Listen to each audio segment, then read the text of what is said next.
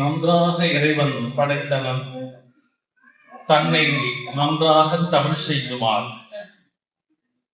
இந்த தர்மபுரிக்கு பல்வேறு சிறப்புகள் உண்டு என்று சொன்னாலும் ஆன்மீகத்தில் ஆனந்தம் என்ற நிகழ்ச்சி ஆன்மீக இலக்கிய வரலாற்றில் தனி சிறப்பு மிக்க ஒரு நிகழ்ச்சி. சரியா சொல்லுவா ஒரு வார்த்தை. கர்நாடக சங்கீத வித்வான்லாம் திருவையாறுல அந்த குரு பூஜையில பாடுவது, தியாகையர் குரு பூஜையில பாடுவது எவ்வளவு விசேஷம் என்று நினைக்கிறார்களோ அந்த அளவு தர்மபுரியிலே ஆன்மீகத்தில் ஆனந்தத்தில் பேசுவது பேச்சாளர்களுக்கு கௌரவம் என்று ஒரு அவ்வளவு சிறப்பாக நாங்கள் கருதுகிற ஒரு நிகழ்வு. அப்படி விளையாட்டா ஒரு 100 நிகழ்வு என்பது உண்மையிலேயே லேசான ஒரு காரியம் இல்லை. இதற்கு காரணமாக இருந்த தலைவர், நம்முடைய செயலாளர், பொருளாளர், இன்னும் பல்வேறு வகையிலே பல உதவிகளை செய்த அனுசரணையாளர்கள், இலக்கிய ரசிகர்கள் எல்லாருக்கும் என்னுடைய அன்பான வணக்கத்தையும், சுவிட்சர்லாந்து திருக்குறள் அமைப்பிலிருந்து வருகை தந்திருக்கிற என் இனிய நண்பர் வாக்கீசன் குடும்பத்தாரையும் எல்லோரையும் அன்போடு வணங்கி இந்த பட்டிமண்டபத்தை தொடங்குகிறோம். இந்த 100 அப்படிங்கிறது ஒரு பெரிய விஷயம். 100ங்கிறது சாதாரணமான ஒரு செய்தி அல்ல. ஒரு சின்ன விஷயம் அவர் சொன்னார், தொடங்குறது பெரிய விஷயம் அல்ல, அதை காப்பாற்றணும் அப்படின்னு நான் கவலைப்பட்டேன். வித்திட்டவர் வேற, வித்திட்டவர் வேற இல்லையா? அதனால நான் தொடங்கும் போது ரொம்ப கவலைப்பட்டேன். நான் அடிக்கடி சொல்ற ஒரு உதாரணம், ராக்ஃபெல்லர் அமெரிக்காவில் ஒரு பெரிய பணக்காரன்னு உங்களுக்கு தெரியும். சில பேர் உலகத்துல நிரந்தரமா ஒரு பெரிய பணக்காரர்களுக்கு அடையாளமா சொல்வாங்க. இந்த ராக்ஃபெல்லர், கவுன்சிலர், இந்த மாதிரி பல பேர் சொல்ற வழக்கம் உண்டு. அந்த ராக்ஃபெல்லர் பிளேன்ல போகும்போது ஏதோ வேலை பண்ணிக்கிட்டே இருந்தார். இந்த வயசானவங்க சில பேருக்கு ரிட்டையர்ட் ஆகிறதுக்கு மனசே வராது. ஏதாவது ஒரு கொடன்னு ஏதாவது குடைஞ்சிக்கிட்டே இருக்கணும், வேலையை செஞ்சுக்கிட்டே இருக்கணும். அவருக்கு பக்கத்துல ஒரு காலேஜ் பையன் உட்கார்ந்து இருந்தான். அவன் ராக்ஃபெல்லரை பார்த்து கேட்டான், நீங்க ராக்ஃபெல்லர் தானே? ஆமா. எவ்வளவு பணம் வச்சிருக்கீங்க? கோடி வச்சிருக்கீங்க. இன்னும் என்ன வேலை வேண்டியது? சௌக்கியமா என்ஜாய் பண்றதை விட்டு என்னத்துக்கு இது வேண்டாத வேலை அப்படின்னா. அவர் சொன்னாரு, தம்பி இந்த பிளேன் மேல வரணும்னா என்ன பண்ணணும்? என்ஜின் தான் ஆன் பண்ணணும். எல்லா என்ஜினையும் ஆன் பண்ணி மேல தூக்கணும். இப்ப மேல வந்துருச்சு இல்ல? ஆமா. என்ஜின் ஆஃப் பண்ணலாமா? என்ஜின் ஆஃப் பண்ணா விழுந்துடும். அதே தான்டா, மேல வர்றது கஷ்டம் இல்லடா, வந்த இடத்தை காப்பாற்றிக்கிறதுங்கிறதுதான் வாழ்க்கையில பெரிய கஷ்டம்.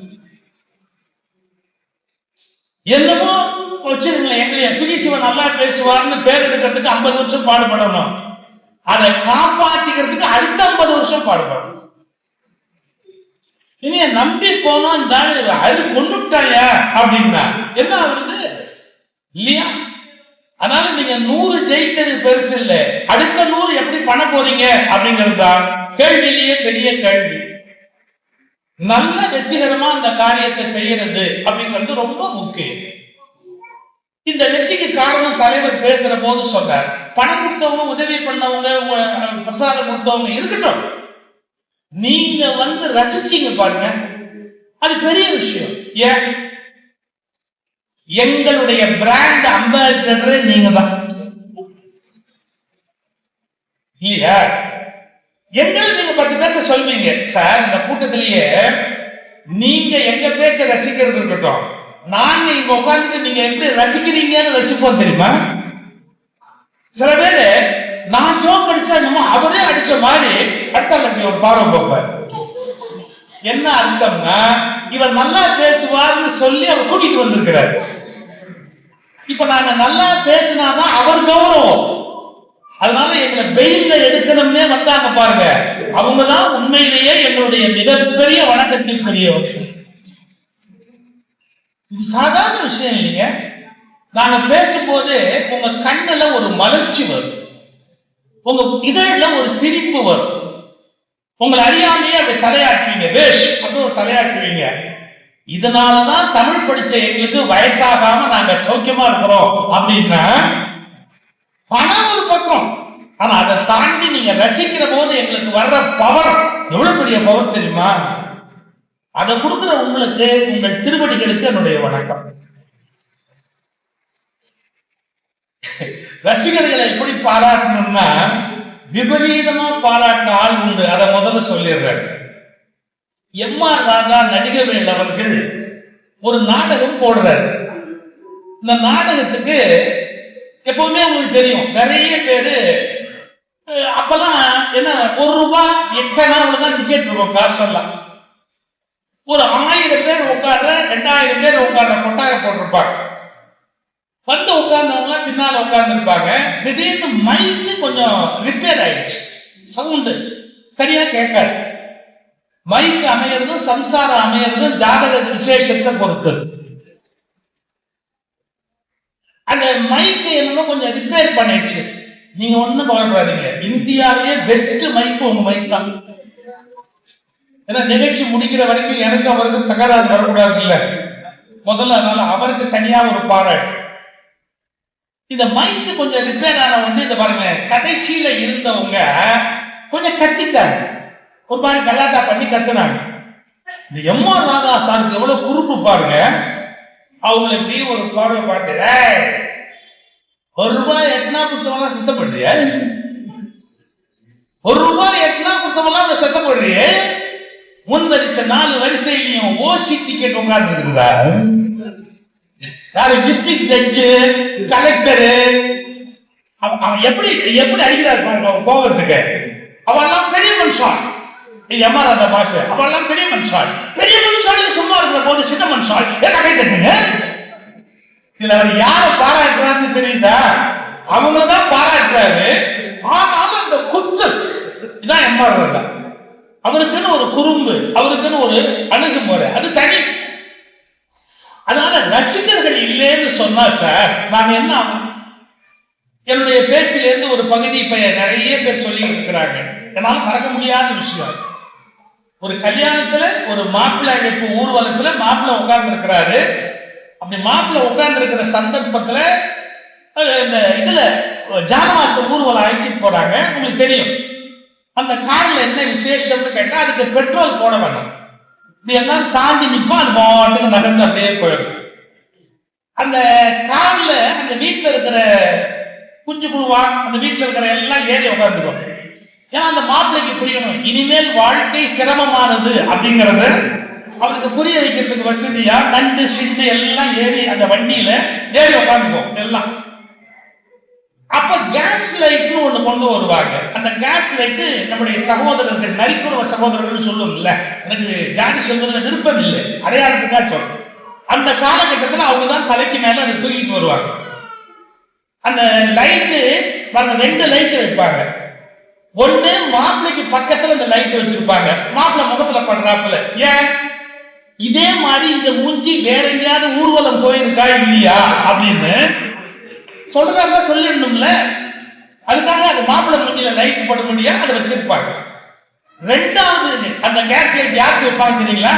நாதஸ்வரம் வசிக்கிறாங்க பாருங்க, அவங்களுக்கும் வைப்பாங்க. ஏன்னா பெரிய புகழ்பெற்ற நாதஸ்வர வித்வான கொண்டு வந்திருப்பாங்க. இப்ப இந்த மனசுல வச்சுங்க, நம்முடைய நாதஸ்வர சக்கரவர்த்தி திருவாவூதுறை ராஜரத்னம் பிள்ளைக்கு ஜனாதிபதி விருது கொடுத்தாரு. அந்த விருதை வாங்கிட்டு அவர் இறங்கும் போது பத்திரிகைக்காரர் ஒருத்தர் அவர்கிட்ட கேள்வி கேட்டார், நீங்க வாங்கின விருதுல சிறந்த விருது எது அப்படின்னு. யோசிச்சுட்டு ராஜரத்னம்ல சொன்ன, ஒரு கல்யாணத்துல நான் மாப்பிள்ளை அழைப்புக்கு வாசிச்சேன். அப்போ ஒரு நரிக்குறவ சகோதரர் பக்கத்துல இருந்தவர் கச்சேரியில லைட் போட்டுட்டே வந்தார். நான் நடுவுல ஒரு பிருகா அடிச்சேன். பிருகான்னா ஒலி குழைவு, அப்படி அது உள்ள போய் வெளியே வரும், அந்த ஒலி சுருள் அப்படின்னு பேரு. அப்படி ஒரு பிருகா அடிச்சேன். அவர் என்ன நினைச்சாரோ தெரியல, பெஸ்ட் அப்படின்னு தூக்கி கல்ல போட்டு குடிச்சார். எனக்கு தெரிஞ்சு நான் வாங்கின விருதுலயே பெஸ்ட் விருது அதுதான். இந்த பத்திரிகைக்காரர் சும்மா இருந்திருக்கலாம். என்னைக்கு பத்திரிகைக்காரங்க சும்மா இருந்திருக்கிறாங்க? இந்த பத்திரிகையாளர் சும்மா இருந்திருக்கலாம்ல. ஏன் சார் இப்ப ஜனாதிபதி ஒரு விருது கொடுத்தாரு, அதை நீங்க சொல்லுவீங்கன்னு பார்த்தா அப்படி அவர் என் வாசிப்பை கேட்டா கொடுத்தாரு, எவ்வளவு கொடுக்க சொன்னா கொடுத்தாரு. ஆனா அவர் பதிலே சொன்னாரு, என் வாசிப்பை கேட்டுட்டு கொடுத்தாரு. நேரடியாக ரசிக்கிற ரசிகனுக்கு முன்னாலே பட்டங்கள், விருதுகள், பத்மஸ்ரீகள் அர்த்தமற்றது. எல்லாத்தை விட பெருமை என்ன அப்படின்னா, உங்கள் மனம் ஒரு ஆம் சொன்னது, அந்த ஆம் உலகத்தின் மிகப்பெரிய ஓம் என்று எண்ணி உங்கள் அந்த பாராட்டுக்கு நாங்கள் நன்றி கடன் படுறோம். ரசிகர்கள் நீங்க வரதால தானே ஆன்மீகம் ஆனந்தம் 100வது நிகழ்ச்சி வெற்றிகரமா நடத்த முடிஞ்சது. அதை முதல்ல நாங்கள் நன்றியோடு வாழ்த்துகிறோம், பாராட்டுகிறோம். ரசனை ரசனை நான் பேச்சு ரசனை அப்படின்னு யூடியூப்ல ஒரு பேச்சு இருக்கு, 1 hour ஸ்பீச் ரசனை அப்படின்னு. அது ஒரு பக்கம் இருக்கட்டும். இந்த அமைப்பை நடத்துவது, அதுவும் நல்ல தரமான நிகழ்ச்சிகளை நடத்துவது அப்படிங்கிறதுல தலைவர், பொருளாளர், செயலாளர், நண்பர்கள் எல்லோரும் உறுதியா இருந்தார். நல்ல சிறந்த பேச்சாளர்களை அழைத்து கொண்டு வருவது அப்படிங்கிறதுல உறுதியா இருந்தார். நீங்க பாருங்க, அவர் தலைமையுரை பேசுற போது கூட நாங்க என்ன ஒரு அளவு செஞ்சோம், இந்த 3 பேர் தம்பிங்க அவங்களுடைய உழைப்பை இந்த இடத்துல ரொம்ப சிறப்பா சொன்னார். அது ரொம்ப முக்கியம். வாழ்க்கையிலேயே நாம் செய்கிற பணிகளுக்கு சரியான வாரிசுகளை உருவாக்கவில்லை என்றால் நம்முடைய இயக்கங்கள் வெற்றி பெறுவது கடினம். இந்த சீக்ரெட் பல பேருக்கு தெரியணும். தலைமை பண்புகள் பற்றி என்னுடைய பேச்சு ஒண்ணு யூடியூப்ல இருக்கு, அதுல சொன்னேன். தலைவன் அல்லது முதல் மனிதன் என்பவன் வெற்றி பெறுவதற்கு ஒரே காரணம், அவனுக்கு வாழ்த்திருக்கிற 2வது மனிதன் தான் அவனது வெற்றியை நிர்ணயிக்கிறான் அப்படின்னு. ஏன்னா அவங்க சப்போர்ட் மட்டும்தான் இவங்களால பல காரியங்களை பண்ண முடியும். இவர் பெரிய மனிதர் என்பதையே யார் நிர்ணயிக்கிறார்கள்னா 2வது மனிதர் தான் நிர்ணயிக்கிறார்கள். அதனால எனக்கு ரொம்ப மகிழ்ச்சி. மறக்காம அந்த 3 பேருக்கும் அவர்கள் நன்றி சொன்னது எனக்கு எல்லையற்ற மகிழ்ச்சியை தருகிறது. வளருகிற அந்த பிள்ளைகள் நல்ல அக்கறை உடையவர்கள், தொண்டர்கள், உழைப்பாளிகள், அவர்களை நான் மனமாற வாழ்த்துகிறேன். இப்ப கூட எனக்கு ஒரு திடீர்னு ஒரு புதுசா ஒரு ஐடியா ஸ்ட்ரைக் ஆச்சு. அவங்க 3 பேரையும் பாராட்டணும்னு நான் கொண்டாட கொண்டாந்து இப்ப நான் இப்ப அதை உல்டா பண்ண போறேன். அவங்க கையால இவங்களுக்கு போத்த வச்சா அது கரெக்டா இருக்கும் இல்ல? இல்ல, அவங்க இவங்களை இந்த மேடையில பாராட்டினா சரியா இருக்கும் இல்லையா? அதான் இவங்களுக்கு துண்டு போத்துற போது பேச்சாளர்கள் எல்லாம் பார்த்தேன், இன்னும் பேச்சாளர்களுக்கு போத்தலைங்கிறது அது ஞாபகப்படுத்திக்கிட்டே இருக்காங்க. அவங்க ஒண்ணும் மறக்க மாட்டாங்க, எல்லாம் சும்மா விளையாட்டுக்காக. ஆனா இப்ப சார் விளையாட்டுக்கு ஏதாவது சொன்னா கூட அதை விளையாட்டு, நாம என்னமோ விளையாட்டு கொண்டு சொன்னா அதை கூட வினையாக்கி விட்டுறான். ஏன்னா எல்லாம் வினை பிடிச்சவனா இருக்கிறான், நாம என்ன பண்ண முடியும்? கொடுங்க. இப்ப நாம வேறு ஒரு செய்திக்கு போவோம். இந்த தமிழ் அப்படிங்கிறதுக்கே ஒரு தனித்த சிறப்பு இருக்கு. என்ன தெரியுங்களா? 2 கருத்து எதிரெதிராக இருப்பதை ஒத்துக்கொள்வது. என்ன ஒத்துக்கொள்வது? ஒரே மாதிரி எல்லாரும் சிந்திப்பார்களா அப்படின்னு கேட்டா சிந்திக்க முடியாது. இவர் நல்லா பேசுறாரு அப்படின்னு நம்ம சொல்லும் போது, ஏங்க அவர் நல்லா இல்லையே, இவர் பேச்சு நல்லா இருக்கு சொல்றதுக்கு ஆரம்பிக்கா இல்ல? இந்த உணவு நல்லா இருக்கு அப்படின்னு சொல்லும் போது வாய வைக்க வரங்கள சொல்றதுக்கு ஆரம்பிக்கா இல்ல? எங்க அம்மா சொல்லுவாங்க, டேய் நீ நல்லா இருக்குன்னு சொன்னா அன்னைக்கு உங்க அப்பா என்ன வாய் வைக்க வழங்கல சாப்பாடுன்னு திட்டிட்டு போயிருப்பாருடா. சில நாள் நீ இதெல்லாம் சாப்பாடான்னு கேட்ப, அப்பா பிரமாதமா இருக்குதுன்னு சொல்லுவாருடா, நான் என்ன பண்ணுவேன்டா அப்படின்பாங்க. இது உண்மையா இல்லையா? அப்ப டேஸ்ட் டிஃபர்ஸ். இதான் உலகம். Idea changes. முரண்பாடுகள் இல்லை என்றால் உலகம் அழகுடையதாக இருக்காது. ஒரே ஒரு சின்ன விஷயம் சொல்றேன். மலை அப்படின்னு பாக்குறீங்க, திருவண்ணாமலை பாக்குறீங்க, ஏலகிரி மலை பாக்குறீங்க, எத்தனையோ மலைகளை நீங்க பார்க்கிறீங்க, மேற்கு தொடர்ச்சி மலைகளை பாக்குறீங்க. ஒரு மலையோட அழகு என்னன்னு கேட்டா பாருங்க, மேல ஒரு முகடு அப்படின்னு ஒண்ணு போய் சரேன்னு ஒரு பள்ளத்தாக்குன்னு இறங்குது பாத்தீங்களா? இந்த பள்ளத்தாக்குகள் இல்லை என்றால் முகடுகளுக்கு அழகு இல்லை. முகடுகள் இல்லை என்றால் பள்ளத்தாக்குகளுக்கு பெருமை இல்லை. எனவே ஒரு முகடும் ஒரு பள்ளத்தாக்கும் சந்திக்கிற போதுதான் இயற்கை கம்பீரம் அடைகிறது. அது மாதிரி மனித வாழ்க்கையில முரண்பாடுகள் சந்திப்பது என்பது தவிர்க்க முடியாது. நான் இது சயின்டிபிக்காக சொல்லட்டுமா? நாம மூச்சு விடுறோங்கிறது என்னங்க? நம்முடைய நுரையீரல் சுருங்கி மீண்டும் விரிவது. நம்முடைய உணவு செரிமானம் என்பது என்ன? நம்முடைய குடல் சுருங்கி மீண்டும் விரிவது. நாம ஆரோக்கியமா இருக்கிறவங்களுக்கு அடையாளம் என்ன? நம் இதயம் சுருங்கி மீண்டும் விரிவது. இதயம் சுருங்கிறதுக்கு மறந்துருச்சு அப்படின்னு சொன்னா நம்முடைய பிரஷர் வீணா போயிடும். ஆனா இதயம் ஒரே அடியா சுருங்கிடுச்சு அப்படின்னா மாரடைப்புல கொண்டு போய் விட்டுடும். அப்போ எதிரெதிரான இயக்கம்.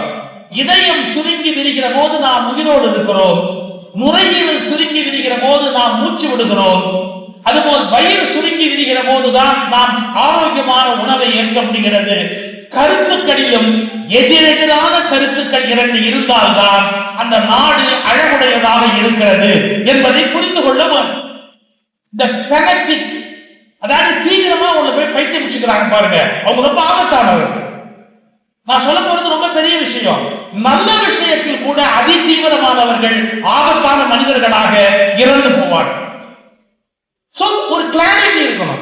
நாம எவ்வளவுதான் ஒரு விஷயத்துல கருத்து இருந்தா கூட நமக்கு கருத்து மாறா ஒருத்தர் சொல்ற போது நீ சரியாக இருக்கலாம், நானும் சரியாக இருக்கலாம், நீ தவறாக இருக்கலாம், நான் சரியாக இருக்கலாம், நான் தவறாக இருக்கலாம், நீயும் சரியாக இருக்கலாம், இரண்டு பேருமே சரியாக இருக்கலாம் என்றாலும் நமக்குள் முரண்பாடு இருக்கலாம். There are so many possibilities and probabilities.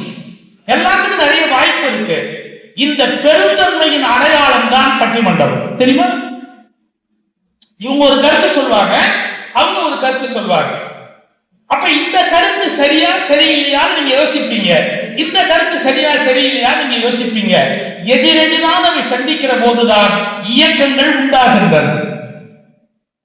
நான் ஒரு ஆச்சரியம் சொல்றது உண்டு. சார், பாலவரம்ங்கிறது எவ்வளவு கொடுமையானது. அந்த பாலவரத்துல கள்ளிச்செடின்னு ஒண்ணு வருது. அந்த கள்ளிச்செடியை எவனாவது திங்க முடியுமா பாலவனத்துல? ஆனா இயற்கை எவ்வளவு வலிமையானது பாருங்க. அந்த பாலவனத்துல ஒரு பச்சை துளிர் வர முடியாத இடத்துல பச்சை பச்சைன்னு கள்ளிச்செடியை உண்டாக்கி அந்த பாலவனத்துக்குள்ள வச்சிருக்குது. ஆனா அந்த இலை அது யாராவது தின்னுடுவாங்களோ அப்படின்னு முள்ளு முள்ளு முள்ளு முள்ளு முள்ளு முள்ளு முள்ளா அது முழுக்க அந்த முள்ளை ஏற்படுத்தி அந்த இலை கொண்டு வச்சிருச்சு. அப்ப என்ன அர்த்தம்? பாலவனத்துல இலை உயிரோடு இருக்க முடியாது, அதை காப்பாற்றுறதுக்காக அதுல ஒரு முள்ள வச்சிருக்கு. ஆனா அதை விட ஆச்சரியம் சொல்லட்டுமா? அந்த முள்ள திங்கக்கூடிய தாவா கட்டவுடைய ஒட்டகத்தையும் அதே பாலவனத்துல விட்டுருது. இப்ப ஒட்டகத்தை தவிர வேற யாராவது அந்த முள்ள திங்க முடியுமா? பாலவனம் ஒரு ரேர், அதுல செடி ஒரு ரேர், அதுல முள்ளு ஒரு ரேர், அதை திங்கிறதுக்கு ஒரு ஒட்டகம். என்ன இந்த படைப்பு? இந்த படைப்பை நீங்க ஒரு வினாடி பிரம்மாண்டத்தை நினைச்சு பார்த்தா இந்த படைப்பின் பேர் அழகு நம்மை பிரமிக்க வைக்கிறது.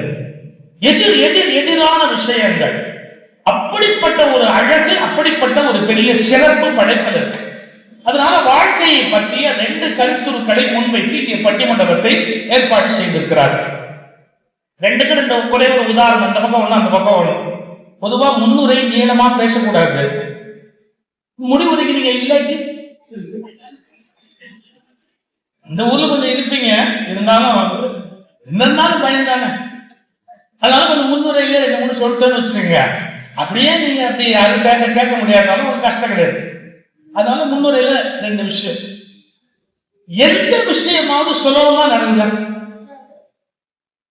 வேதாத்ரி மகரிஷி சொல்றாரு, சில சங்கடங்களை வாழ்க்கையில் சகித்துக் கொண்டுதான் ஆக வேண்டும். That is true. எந்த வேலை நம்ம செய்யறதா? டிவியில ப்ரோக்ராம் பாக்குறீங்க, விளம்பரம் இல்லாம போடுவோம் முடியாது. அந்த விளம்பரம் தான் நமக்கு அந்த டிவி ப்ரோக்ராமுக்கே காரணமா இருக்கு. அப்ப எந்த விஷயமும் சுலபத்துல கிடைக்காது. முதல்ல ஏதோ ஒரு சின்ன சங்கடம் இருக்கும்.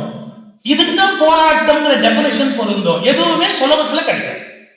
சின்ன சின்ன போராட்டங்கள் இல்லாம வாழ்க்கை அமையாது.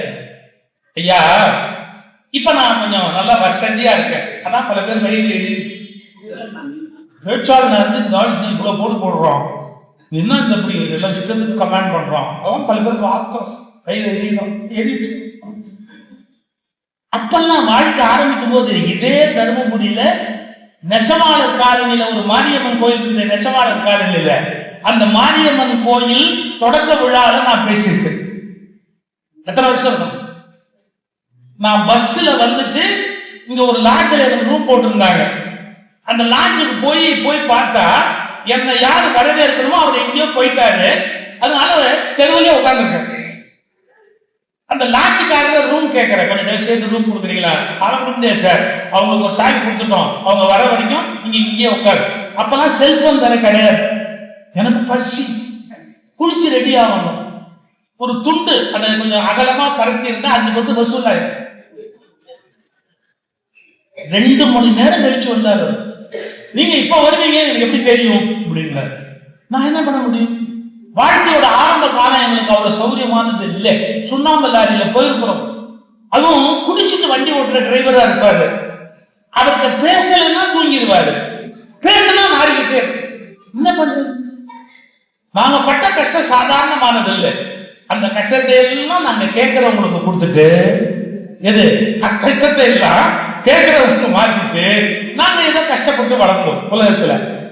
எதுக்கு சொல்ல வர? அப்பெல்லாம் பஸ்ல போகணும், ஒரு மீட்டிங்கு போறதா இருந்தா ஈஸி நினைக்கிட்டு பஸ்ல அந்த கூட்டத்துல டிக்கெட் வாங்கி ஏறுறது உள்ள போறது எவ்வளவு கஷ்டம் தெரியுங்களா? நான் திருச்செந்தூர் கந்தசேச்சியில பேச போறேன். கூட்டம்னா கூட்டம், தாங்க முடியாத கூட்டம். திருநெல்வேலியில இறங்கிட்டு பஸ்ல ஏறலான்னு பார்த்தா முடியல சார். ஆனா சில பேரு ஜன்னல் வழியா போறாங்க. எனக்கு ஜன்னல் வழியா போற வயசு இல்லை, சைஸு.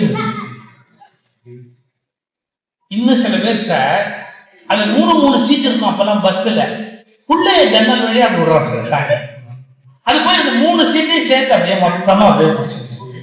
இதெல்லாம் சான்ஸ் இருக்கா? இல்ல. எனக்கு என்ன பண்றதுன்னு தெரியல. பஸ்ல போய் அப்படி ஏறலாம்னா ஒரு கூட்டம். பஸ்ல இடம் பிடிக்கிறது அவ்வளவு கஷ்டம், படாத பாட்டு. ஆனா இப்ப நான் பஸ்ல இடம் பிடிக்கிற டெக்னிக் எல்லாம் கத்துட்டேன். யாருக்காவது இப்ப நான் பஸ்ல போறது இல்லை, ஆனாலும் யாருக்காவது வேணும்னா பயன்படும். நீங்க அப்படி போய் ஒரு துண்டு நின்றுலாம் போட்டா நடக்காது. இந்த துண்டை ஒருத்தர் எப்படி போட்டு உட்காந்துருவாங்க. இன்னும் சில பேர் அந்த துண்டை பயன்படுத்தி வச்சுக்குவாங்க. இங்க இருக்குது அப்படியே ஒண்ணு இல்லையே அப்படின்பா. நீங்க ஒண்ணும் பண்ண முடியாது, துண்டு நஷ்டம். ஒரு தடவை ஒரு அம்மா அவசரத்துல சௌரிய கைட்டு அதுல கொண்ட ஊசி மேல இருந்து அவரு மற்றவை உங்கள் கற்பனைக்கு நான் விட்டு விடுகிறேன். இப்ப அந்த பஸ்ல ஏறுறது அவ்வளவு கஷ்டம். இப்ப உங்க சொல்லி கொடுக்க போறாங்க ஈஸியா ஏறதுக்கு ஒரே ஒரு வழி. ஒரு சீட் பிடிக்கணும் அப்படின்னு நீங்க நினைச்சீங்கன்னா இப்ப ஒண்ணு வேணாம். ஒரு எலுமிச்சம்பழம், 2 பச்சை மிளகா, ஒரு கருப்பு கயிறு. இந்த கருப்பு கயிறுல அந்த எலுமிச்சம்பழத்தை போட்டுட்டு மேல ஒரு பச்சை மிளகா, கீழே ஒரு பச்சை மிளகா வச்சு சீட்ல போட்டீங்கன்னா அந்த பஸ்லயே நீங்க ராஜா மாதிரி ஏறி உட்காந்து அப்புறம் அதை எடுத்து பேக்கெட் கொடுக்கலாம். ஏன்னா நம்மால் சட்டத்துக்கு பயப்படுறாரோ இல்லையோ, மாத்திரைகளுக்கு பயப்படுறான். வேற எதுக்கு பயப்படாட்டாலும் இதுக்காக. இதை எத்தனை பேர் திட்ட போறாரோ?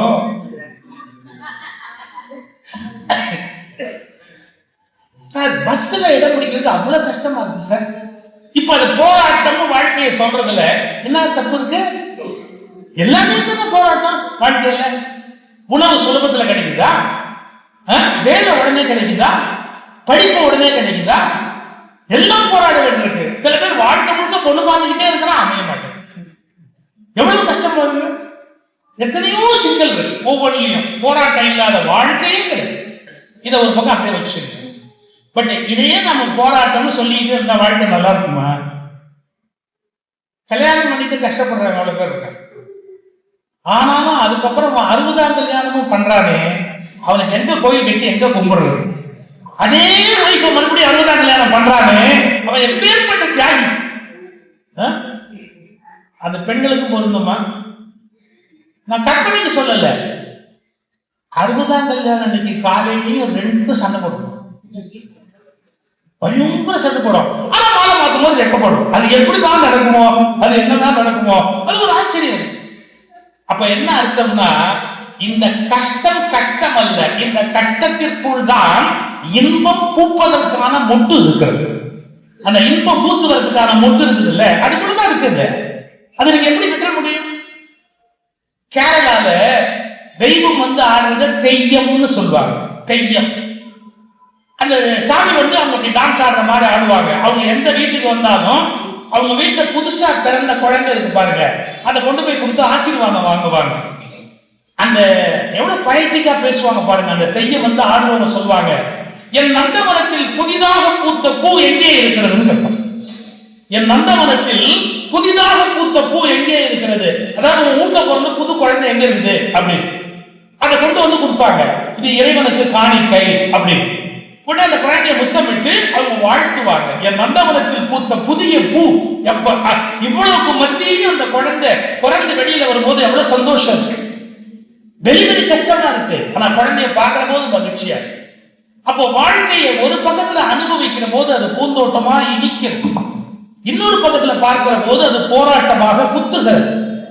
முள்ளும் ரோஜாவும் கலந்திருப்பதை போல வாழ்க்கையில் போராட்டமும் பூந்தோட்டமும் ஒன்றோடு ஒன்று பின்னி படைந்திருக்கிறது.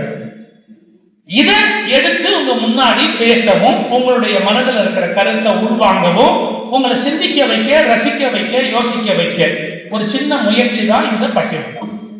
நல்ல அருமையான தலைப்பு. எங்கனாலும் இந்த பட்டிமன்றமும் மக்களுக்கு ரொம்ப விருப்பமான ஒரு தலைப்பு. வாழ்க்கை என்பது பூந்தோட்டமா போராட்டமா? இதுல பூந்தோட்டம் சரவணன் அவர் தான் முதல்ல என்ன, அவர் அப்பவே போராட்டமா வச்சுக்கிறாரு. பூந்தோட்டம் தான் பேசணும் முதல்ல ஆரம்பி.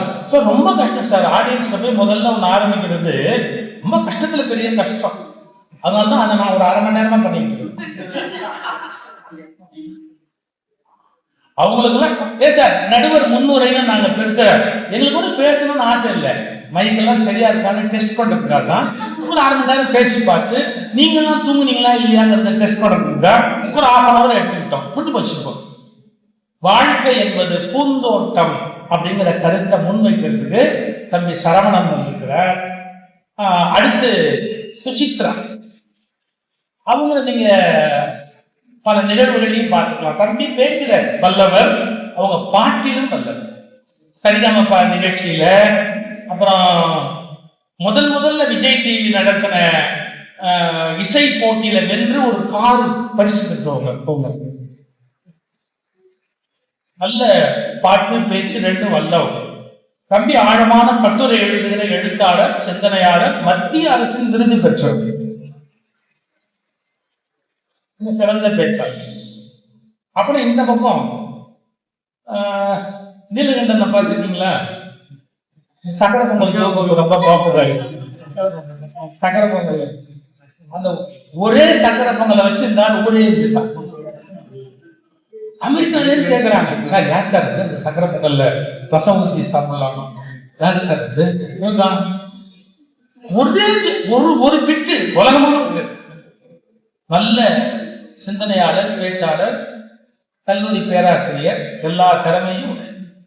அதுக்கு அடுத்தாப்புல நாகர்கோயில இருந்து வந்திருக்கிறாங்க சகோதரி மலர்மொழி அப்படின்னு. அவங்களுக்கும் குரல் வளம்னா அப்படி ஒரு குரல் வளம். எல்லாம் எல்லாரும் சரி, கேட்சிந்திராப்பா, சுபலட்சுமி எல்லா பாட்டும் பாடுவாங்க. அந்த மாதிரி ஆற்றல் உள்ளவர்கள் மலர்கள். அதனால நல்ல பேச்சாளர்கள், நல்ல ரசிகர்கள். அதனால நானும் நல்ல நடுவராக தான் இருக்கணும்னு நினைக்கிறேன். அனைவருக்கும் நன்றி. பட்டிமன்றம் முறையாக தொடங்குகிறது. அருமை தம்பி தாமல் கோ சரவணன் அவர்களை உரையாற்ற உங்கள் சார்பில் அன்போடு அழைக்கிறேன். செங்கையில் மான் தூக்கி சிவந்தமிழ் தூக்கி, அங்கத்தில் ஒரு பெண்ணை அனுதினமும் தூக்கி, திங்களை கங்கையை கதித்த சடையில் தூக்கி, அங்குமிங்கும் தேடி எவரும் கண்டிராத காலை தூக்கி, ஆடும் தெய்வமே என்னை கை தூக்கி ஆள் தெய்வமே. எந்த சலனமும் இல்லாமல் 1000 மாதங்களை தொட இருக்கிற ஆன்மீகத்தின் ஆனந்தத்தின் 100வது இந்த கூட்டத்தொடருக்கு வருகை தந்திருக்கிற அத்தனை பேருக்கும் என்னுடைய அன்பு கலந்த வணக்கங்கள்.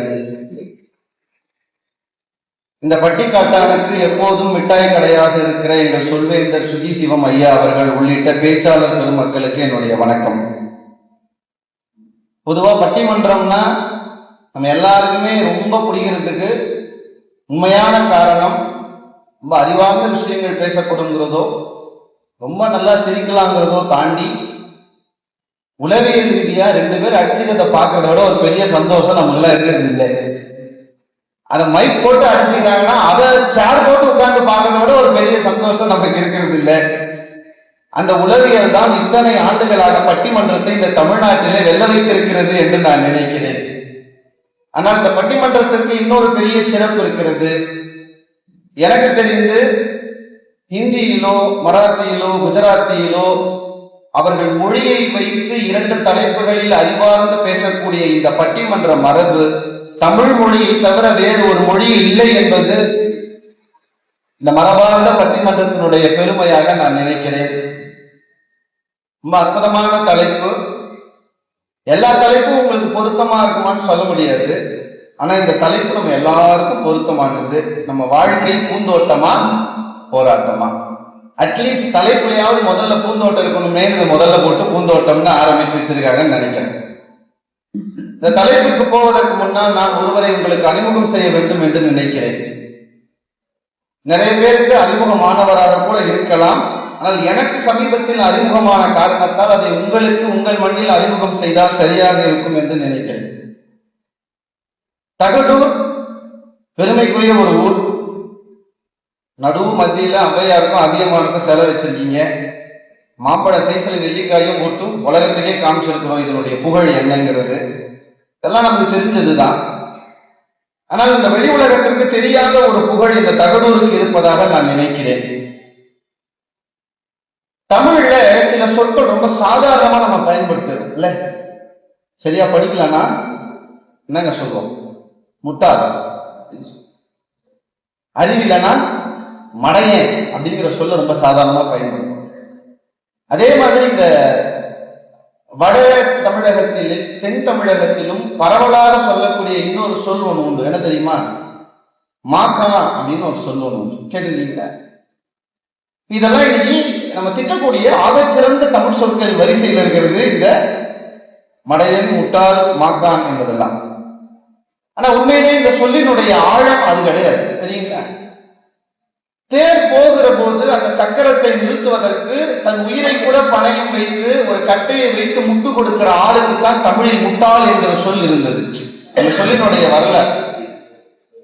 ஏரிகள்ல தண்ணி போனா அந்த மடுவுக்கு உள்ள போய் அந்த தண்ணி அந்த மடையை தொடர்ந்து வைக்கும் போது மண் தாங்க அடிச்சு உயிர் போனாலும் அதை பற்றி கவலைப்படாத வீரம் இருந்தவர்கள் அந்த மடையை திறக்க உள்ளே போவதற்கு மடையர் என்கிற சொல் தமிழிலே இருந்தது. உண்மையிலே முட்டாள் என்கிற சொல்லோ மடையர் என்கிற சொல்லோ திட்டக்கூடிய சொல் அல்ல. இந்த மண்ணிலே வீரத்தோடு இருந்தவர்களுக்கு சொல்லப்பட்ட சொற்கள் இந்த முட்டாள் என்கிற சொல்லும் மடையர் என்கிற சொல். அந்த வரிசையிலே ஒரு சொல் மாக்கான். உங்களுக்கு ஒரு ஆச்சரியமான விஷயம் சொல்றேன். இந்த மடையன் என்கிற சொல்லுக்கும் முட்டாள் என்கிற சொல்லுக்கும் வேர் எந்த ஊரில் இருந்து வந்ததுன்னு எனக்கு தெரியலை. ஆனால் மாக்கான் என்கிற சொல்லினுடைய வேர் உங்கள் தகடூரிலே இருந்து இந்த தமிழ்நாட்டுக்கு கிடைத்தது என்று என்ற உண்மையை நான் உங்களுக்கு சொல்ல வேண்டும் என்று நினைக்கிறேன். அப்படி என்ன யோசிக்கிறீங்க? அதியமான் முதல் போர் தகடூர் போர் செய்தான். அந்த போரிலே அவனுக்கு தோல்வி. இரண்டாவது அவனுடைய மகன் பொருட்கெழுதியோடு மீண்டும் சேரமன்னன் போர் செய்த போது இந்த இரண்டாவது போரிலே தகடூரை காப்பாற்றுவதற்காக ஒரு பெரும் வீரன் முன் நின்றான். அந்த படை தளபதிக்கு பெயர் பெரும் பாக்கன். எத்தனை பேருக்கு தெரியும்? நிறைய பேருக்கு தெரிஞ்சிருக்கலாம் பெரியவங்க. பெரும் பாக்கன். அந்த வீரனுடைய பெருமையை எப்படி சொல்லலன்னா தொல்காப்பியத்துல ஒரு வரி வரும். ரொம்ப ஆச்சரியப்படுற ஒரு வரி அது. வருவிசை புனலை கற்சிறை போலே ஒருவன் தாங்கிய பெருமையானும் அப்படின்னு தொல்காப்பியத்துல ஒரு வரி வரும். அந்த வரியை படிச்சு ஆச்சரியப்பட்டேன். ஏன் தெரியுமா? ஒரு வீரன் எப்படி இருக்கணுமா, ஒரு படைத்தளபதி எப்படி இருக்கணுமா, கடல் மாதிரி ஒரு பெரிய நதி மாதிரி ஒரு நீர் பெருக்கெடுத்து வந்தால் கூட அதை அணைத்து நிற்கிற ஒரு அணையை போல ஒரு வீரன் இருக்க வேண்டும். இதுல என்ன ஆச்சரியம் கேட்கிறீங்களா? தொல்காப்பியம் கிமு 3000க்கு முன்னால் எழுதப்பட்டது. இந்த ஆசிய கட்டத்திலேயே பழமையான அணை திருச்சியில் இருக்கிற கல்லணை. அது 2ஆம் நூற்றாண்டில் கட்டப்பட்டது. ஒரு விஷயத்தை ஞாபகம் வச்சுக்கணும். தொல்காப்பியம் அணை போல ஒரு வீரன் ஆற்றை தடுத்து நிறுத்துவது போல் போரிலே வீரர்களை நிறுத்த வேண்டும் என்கிற சொல்லுக்கு பின்னால் 5000 ஆண்டுகளுக்கு முன்னாலேயே ஆற்றில் அணை கட்டிய நுட்பம் தமிழர்களிடம் இருந்தது என்பது இந்த பாடல் சொல்லுகிற பெரிய குலம். அப்படி ஒரு வீரன் உங்கள் தகடூரில் இருந்தான். அவன் பேர் தான் பெரும்பாக்கன். அதிகமானால் வளர்க்கப்பட்டவன், அதிகமானால் சிறப்பெய்திய பெரும்பாக்கன் என்று அரசியல் விழா புகழக்கூடிய பெரிய தலைவன். அவனை பத்தி சொல்லும் போது ஒரு வார்த்தை அரசியல் விழா சொல்றாரு, என்னன்னு, வேற அறிந்திட்டு நகுதலும் நகுமே என்று உங்களுடைய தகடூர் யாத்திரை சொல்லு. 2ஆம் நூற்றாண்டில் எழுதின தகடூர் யாத்திரை சொல்லு. அப்படின்னா என்னவா, போர்க்களத்துல எதிரியை பார்த்து பொதுவா ஒரு தளபதிக்கு கோவம் வரணும், கண்ணு சவக்கணும், மூச்சு விடணும், பெருமூச்சு விடணும். ஆனால் போர்க்களத்துல எதிர்க்க இருக்கிற பகைவனை பார்த்து சிரிப்பா ஒருத்தன் சிரிச்சான், அவன் தான் பெரும்பாக்கன் என்று தகடூர் யாத்திரை அவன் பேரை சொல்கிறது. அந்த பெரும்பாக்கனுடைய நினைவாகத்தான் உங்கள் ஊரிலே மாக்கனூர் என்கிற ஒரு கிராமம் இன்றைக்கு வரைக்கும் இருக்கிறது. இன்னைக்கும் உங்கள் அதிகப்பாடி என்கிற கிராமத்திலே முதலில் பிறக்கிற குழந்தைக்கு பெரிய மாக்கான் என்றும், 2வது பிறக்கிற பிள்ளைக்கு சிறிய மாக்கான் என்றும், பெண் குழந்தைக்கு மாக்கி என்றும் பெயர் வைக்கிற வழக்கம் இன்றைக்கும் இருக்கிறது. மாக்கான் என்கிற சொல் அறிவில்லாதவன் என்று அர்த்தம் அல்ல. போர்க்களத்தில் எதிரியை பார்த்து பயம் இல்லாமல் சிரிக்கிற வீரன் மாக்கான் என்கிற பெயரை உங்கள் தகவலும் இந்த தமிழகத்திற்கு கொடுத்திருக்கு. நான் ஏன் இதுல இருந்து தொடங்கினது தெரியுமா? உண்மையிலேயே போராட்டம்னா போர்க்களத்துல நிற்கிறது தான். அந்த போர்க்களத்தின் போராட்டத்திலும் கூட சிரிப்பிலும் சிரிப்பாய் நகரலும் நகுந்த பெரும்பாக்கன் மண்ணிலே இந்த வாழ்க்கை பூந்தோட்டம் என்று பேசுவதிலே எனக்கு ஒரு பெரிய மகிழ்ச்சி. இவங்க போராட்டம்னு பேச வந்திருக்கிறாங்க. யாருக்கு தாங்க போராட்டம் இல்லை? தமிழ் நல்லா படிச்சவர்னு நிரூபிச்சீங்க, வாழ்க. நன்றி. எந்த ஊருக்கு போறோமோ அந்த ஊரை பத்தி ஒரு நல்ல செய்தி சொல்வது ஒரு பேச்சாளருக்கு நல்ல பண்பு. நன்றி. இது ஒரு நல்ல முன்மாதிரி பேச்சாளர்களுக்கு. அதனால அந்த 2 நிமிஷத்தை டைம்ல கிடைச்சது உங்களுக்கு கொடுக்குறேன். நன்றி. மேற்கொண்டு பேசு. நன்றி. நன்றி. வாழ்க்கை பூந்தோட்டமா போராட்டமா, இவ்வளவுதாங்க கேள்வி. நான் சின்ன வயசுல இருக்கும் போதெல்லாம் நினைப்பேன், இதையாவது சாதிக்கணும்னா எவரெஸ்ட் மலை ஏறணும், ராமேஸ்வரத்திலிருந்து நீங்க இலங்கைக்கு போனோம், இதெல்லாம் தான் இருக்கிறதுல பெரிய சாகசம் அப்படின்னு நினைப்பேன். நான் சொல்றத ரொம்ப அழகா சொல்வார். சின்ன வயதிலே பெரிய பெரிய சாகசங்களை செய்யறதெல்லாம் வாழ்க்கையில பெரிய விஷயம் நினைச்சேன். ஆனா 60 வயசுக்கு அப்புறம் தான் தெரிஞ்சுது, கஷ்டப்படாம பாத்ரூம்ல உட்கார்ந்து எழுந்தாலே அது பெரிய சாதனைங்கிறது எனக்கு 60 வயசுல தான் தெரிஞ்சுதுன்னு சொல்லுவாங்க. வாழ்க்கை போராட்டமானதுதான். போராட்டம் இல்லாம வாழ்க்கை இருக்குமா? ஆனா நான் ஒண்ணு எங்கள் எதிரணிக்கு சொல்ல நினைக்கிறேன். வாழ்க்கையில் போராட்டங்கள் இருப்பது சத்தியம்தான். ஆனால் வாழ்க்கையே போராட்டமாக ஒருபோதும் இருக்காது என்பதை நாம் மனதில் நிலைநிறுத்திக் கொள்ள வேண்டும். அதுக்கு நிறைய உதாரணங்கள் இருக்கு. நான் ஒண்ணு, இந்த மாதிரி நல்ல நிறைய லைட் இருக்கு. இந்த லைட் எல்லாம் பார்க்கும்போது எனக்கு ஞாபகம் வரக்கூடிய ஒருத்தர் தான் எடிசன். அவர் தான் இந்த மின்விளக்கை கண்டுபிடித்து நமக்கு கொடுத்த பெரிய ஒரு அறிஞர். எடுத்த உடனே மின்விளக்கை கண்டுபிடிச்சிட்டாரா? நான் கிடையாது, தெரியுங்களா? எடிசன் 1000 முறை முயற்சி செய்து கூட அவரால் இந்த மின்விளக்கை உருவாக்க முடியவில்லை. அப்ப அவங்களை கேட்டாங்க, 1000 முறை தோத்துட்டே இருக்கீங்களே, 1000 முறை போராடிட்டே இருக்கீங்களே, கஷ்டமா இல்லையான்னு கேட்டப்போ அதற்கு அவர் சொன்ன பதில் தான் வாழ்க்கை பூந்தோட்டம் என்பதற்கான பதில். அவர் என்ன தெரியுமா சொன்னார்? நான் 1000 முறை தோக்கலாம் இல்லையே, 1000 முறை எப்படி மின்விளக்கை செய்ய முடியாது என்பதை கண்டுபிடித்திருக்கிறேன் சொன்னார். வாழ்க்கையில இன்பமா இருக்கிறதும் துன்பமா இருக்கிறதும் மனம் பார்க்கிற பெர்ஸ்பெக்டிவ்ல இருக்கே தவிர அது இன்பம் துன்பம் என்பது எதிலும் இல்லை என்பதை உணர்கிற அந்த மனம் தான் நம் வாழ்க்கையை இன்பமாக்குகிற இடம் என்று நான் நினைக்கிறேன். நம்முடைய ஆல்பர்ட் ஐன்ஸ்டீன் எனக்கு ரொம்ப பிடிச்சவர், ரொம்ப அழகா சொன்னார், மகிழ்ச்சியான வாழ்க்கையை வாழ விரும்பினால், மகிழ்ச்சியான வாழ்க்கையை நீங்க வாழணும்னு ஆசைப்பட்டா அதை கொண்டு போய் ஒரு பொருளிடமோ ஒரு நபரிடமோ ஒப்படைக்காதீர்கள். ஒரு மகிழ்ச்சியான வாழ்க்கை வாழணும்னு ஆசைப்பட்டா அதை கொண்டு போய் ஒரு பொருளிடமோ ஒரு நபரிடமோ ஒப்படைக்காதீர்கள். அது முழுக்க முழுக்க உங்கள் சம்பந்தப்பட்டது என்று ஐன்ஸ்டீன் சொன்னார். இது எவ்வளவு ஆழமான ஒரு வார்த்தை தெரியுமா? ஒரு நிமிஷம் யோசிச்சு பாருங்களேன். நான் ஏன் ரொம்ப சோகமா இருக்கேன் அப்படின்னு நீங்க யோசிச்சீங்கன்னா, ஏன் வாழ்க்கை ரொம்ப போராட்டமா இருக்குன்னு யோசிச்சீங்கன்னா, நீங்க சத்தியமா காரணமா இருக்க மாட்டீங்க. நீங்க ஆசைப்பட்ட பொருள் கிடைக்காம இருக்கலாம், ஆசைப்பட்டு வாங்கின பொருளுக்கு இஎம்ஐ அடைக்க முடியாம இருக்கலாம், ஆசைப்பட்ட நபர் உங்களுக்கு உட்கார்ந்து உங்களை சாவடிச்சுட்டு இருக்கலாம், அவர்கிட்ட தப்பிக்க முடியாம உட்கார்ந்து அவரோட வாழ்ந்துட்டு இருக்கலாம். ஐன்ஸ்டீன் ரொம்ப அழகா சொன்னார், மகிழ்ச்சி என்பதை பொருளோடோ நபரோடோ பிணைக்காதீர்கள், அதிலிருந்து விடுவித்துக் கொண்டால் உங்கள் வாழ்க்கை மகிழ்ச்சியாக மட்டுமே இருக்கும் என்று ஐன்ஸ்டீன் சொன்ன தாரக மந்திரம். சார் ஓஷோ ரொம்ப அழகா சொல்லுவார் விளையாட்டா. ஒரு ஆசிரியர் ஒரு பெரிய காகிதத்தை எடுத்தார், ஒரு வெள்ளைத்தாள். எடுத்துட்டு அதுல ஒரு சின்னதா ஒரு கருப்புல ஒரு வட்டம் போட்டுட்டு எதிர்க்க இருக்கிறவங்களை பார்த்து கேட்டார், இதுல உங்களுக்கு என்ன தெரிகிறது அப்படின்னு கேட்டார். நீங்களாம் என்ன சொல்வீங்க? புள்ளி தெரியுது. கருப்பா? புள்ளி தெரியுது. அவர் சொன்னார், இவ்வளவு பெரிய தாளிலே வெண்மையான இத்தனை இடங்கள் இருந்த போதும் கூட சின்னதாக இருக்கிற கருப்பு புள்ளியை பார்க்கிற வரை வாழ்க்கை போராட்டமாகத்தான் இருக்கும் என்று சொன்னார். இப்ப பாருங்க, நாங்க பெருசா இருக்கிற வெள்ள பக்கத்தை பத்தி பேச வந்திருக்கிறோம். இந்த தமுத்தூண்டு கருப்பு புள்ளியை பேசுறதுக்கு 2 பேர் வந்திருக்கிறாங்க. சர்க்கரை பொங்கலுக்கு ஒருபோதும் ஏமாந்து விடக்கூடாது என்பதை நான் மீண்டும் இந்த அரங்கத்துக்கு சொல்ல நினைக்கிறேன். ரசம் பார்த்தா தெரியும். ஆமா சார், அதாவது எப்ப தெரியுமா பெரிய போராட்டம் ஆயிடுது நமக்கெல்லாம்? சக்கரை பொங்கலை ரசத்தோட ஊற்றி அவர் சாப்பிட்டது பத்தாதுன்னு அதான் அவர் பேசி நம்ம எல்லாம் கேட்டு எங்க ஊர்ல 2 பேர் அதை ட்ரை பண்ணி இப்ப இத ஹோட்டல்ல மெனுல சேர்க்கலாமான்னு யோசிச்சுட்டு இருக்காங்க. அதுக்கப்புறம் அவர் பேர்லயே அந்த மெனு வேற வைக்க போறாங்கன்னு முடிவு பண்ணிக்கிறாங்க. இந்த போராட்டம் பேச வந்து இப்ப பாருங்க, ஒரு பூந்தோட்டமான உணவை இந்த உலகத்திற்கு அவர் கொடுத்திருக்கிறாரு, நம்ம சந்தோஷப்பட வேண்டிய ஒரு விஷயம் சொல்றோம். சோ நம்ம மண்ணிலே வந்தவர்கள் நமக்கு வழிகாட்டி இருக்கிற விஷயங்களை எல்லாம் பார்க்கிற போது புத்தர் ரொம்ப அழகா சொல்வார், மகிழ்ச்சிக்கு செல்வதற்கான வழி என்று எதுவுமே இல்லை.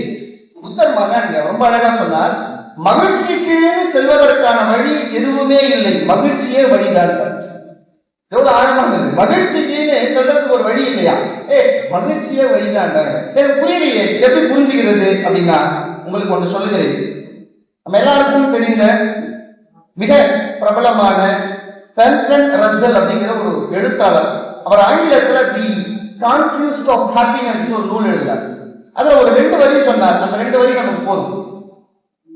சலிப்பை களைவதும் உலகத்தின் மீதான ஆர்வத்தை தக்க வைத்துக் கொள்வதும் தான் மகிழ்ச்சியின் ரகசியம் அப்படின்னு சொன்னார். இந்த 2 மட்டும் நான் ரொம்ப கொஞ்சம் எக்ஸ்பிளைன் பண்ணிடுறேன். வாழ்க்கை போராட்டமெல்லாம் இல்ல, சந்தோஷமா தான் இருக்குது. அது எது போராட்டமாகிருக்கு தெரியுமா? இந்த 2 விஷயங்கிறாங்க.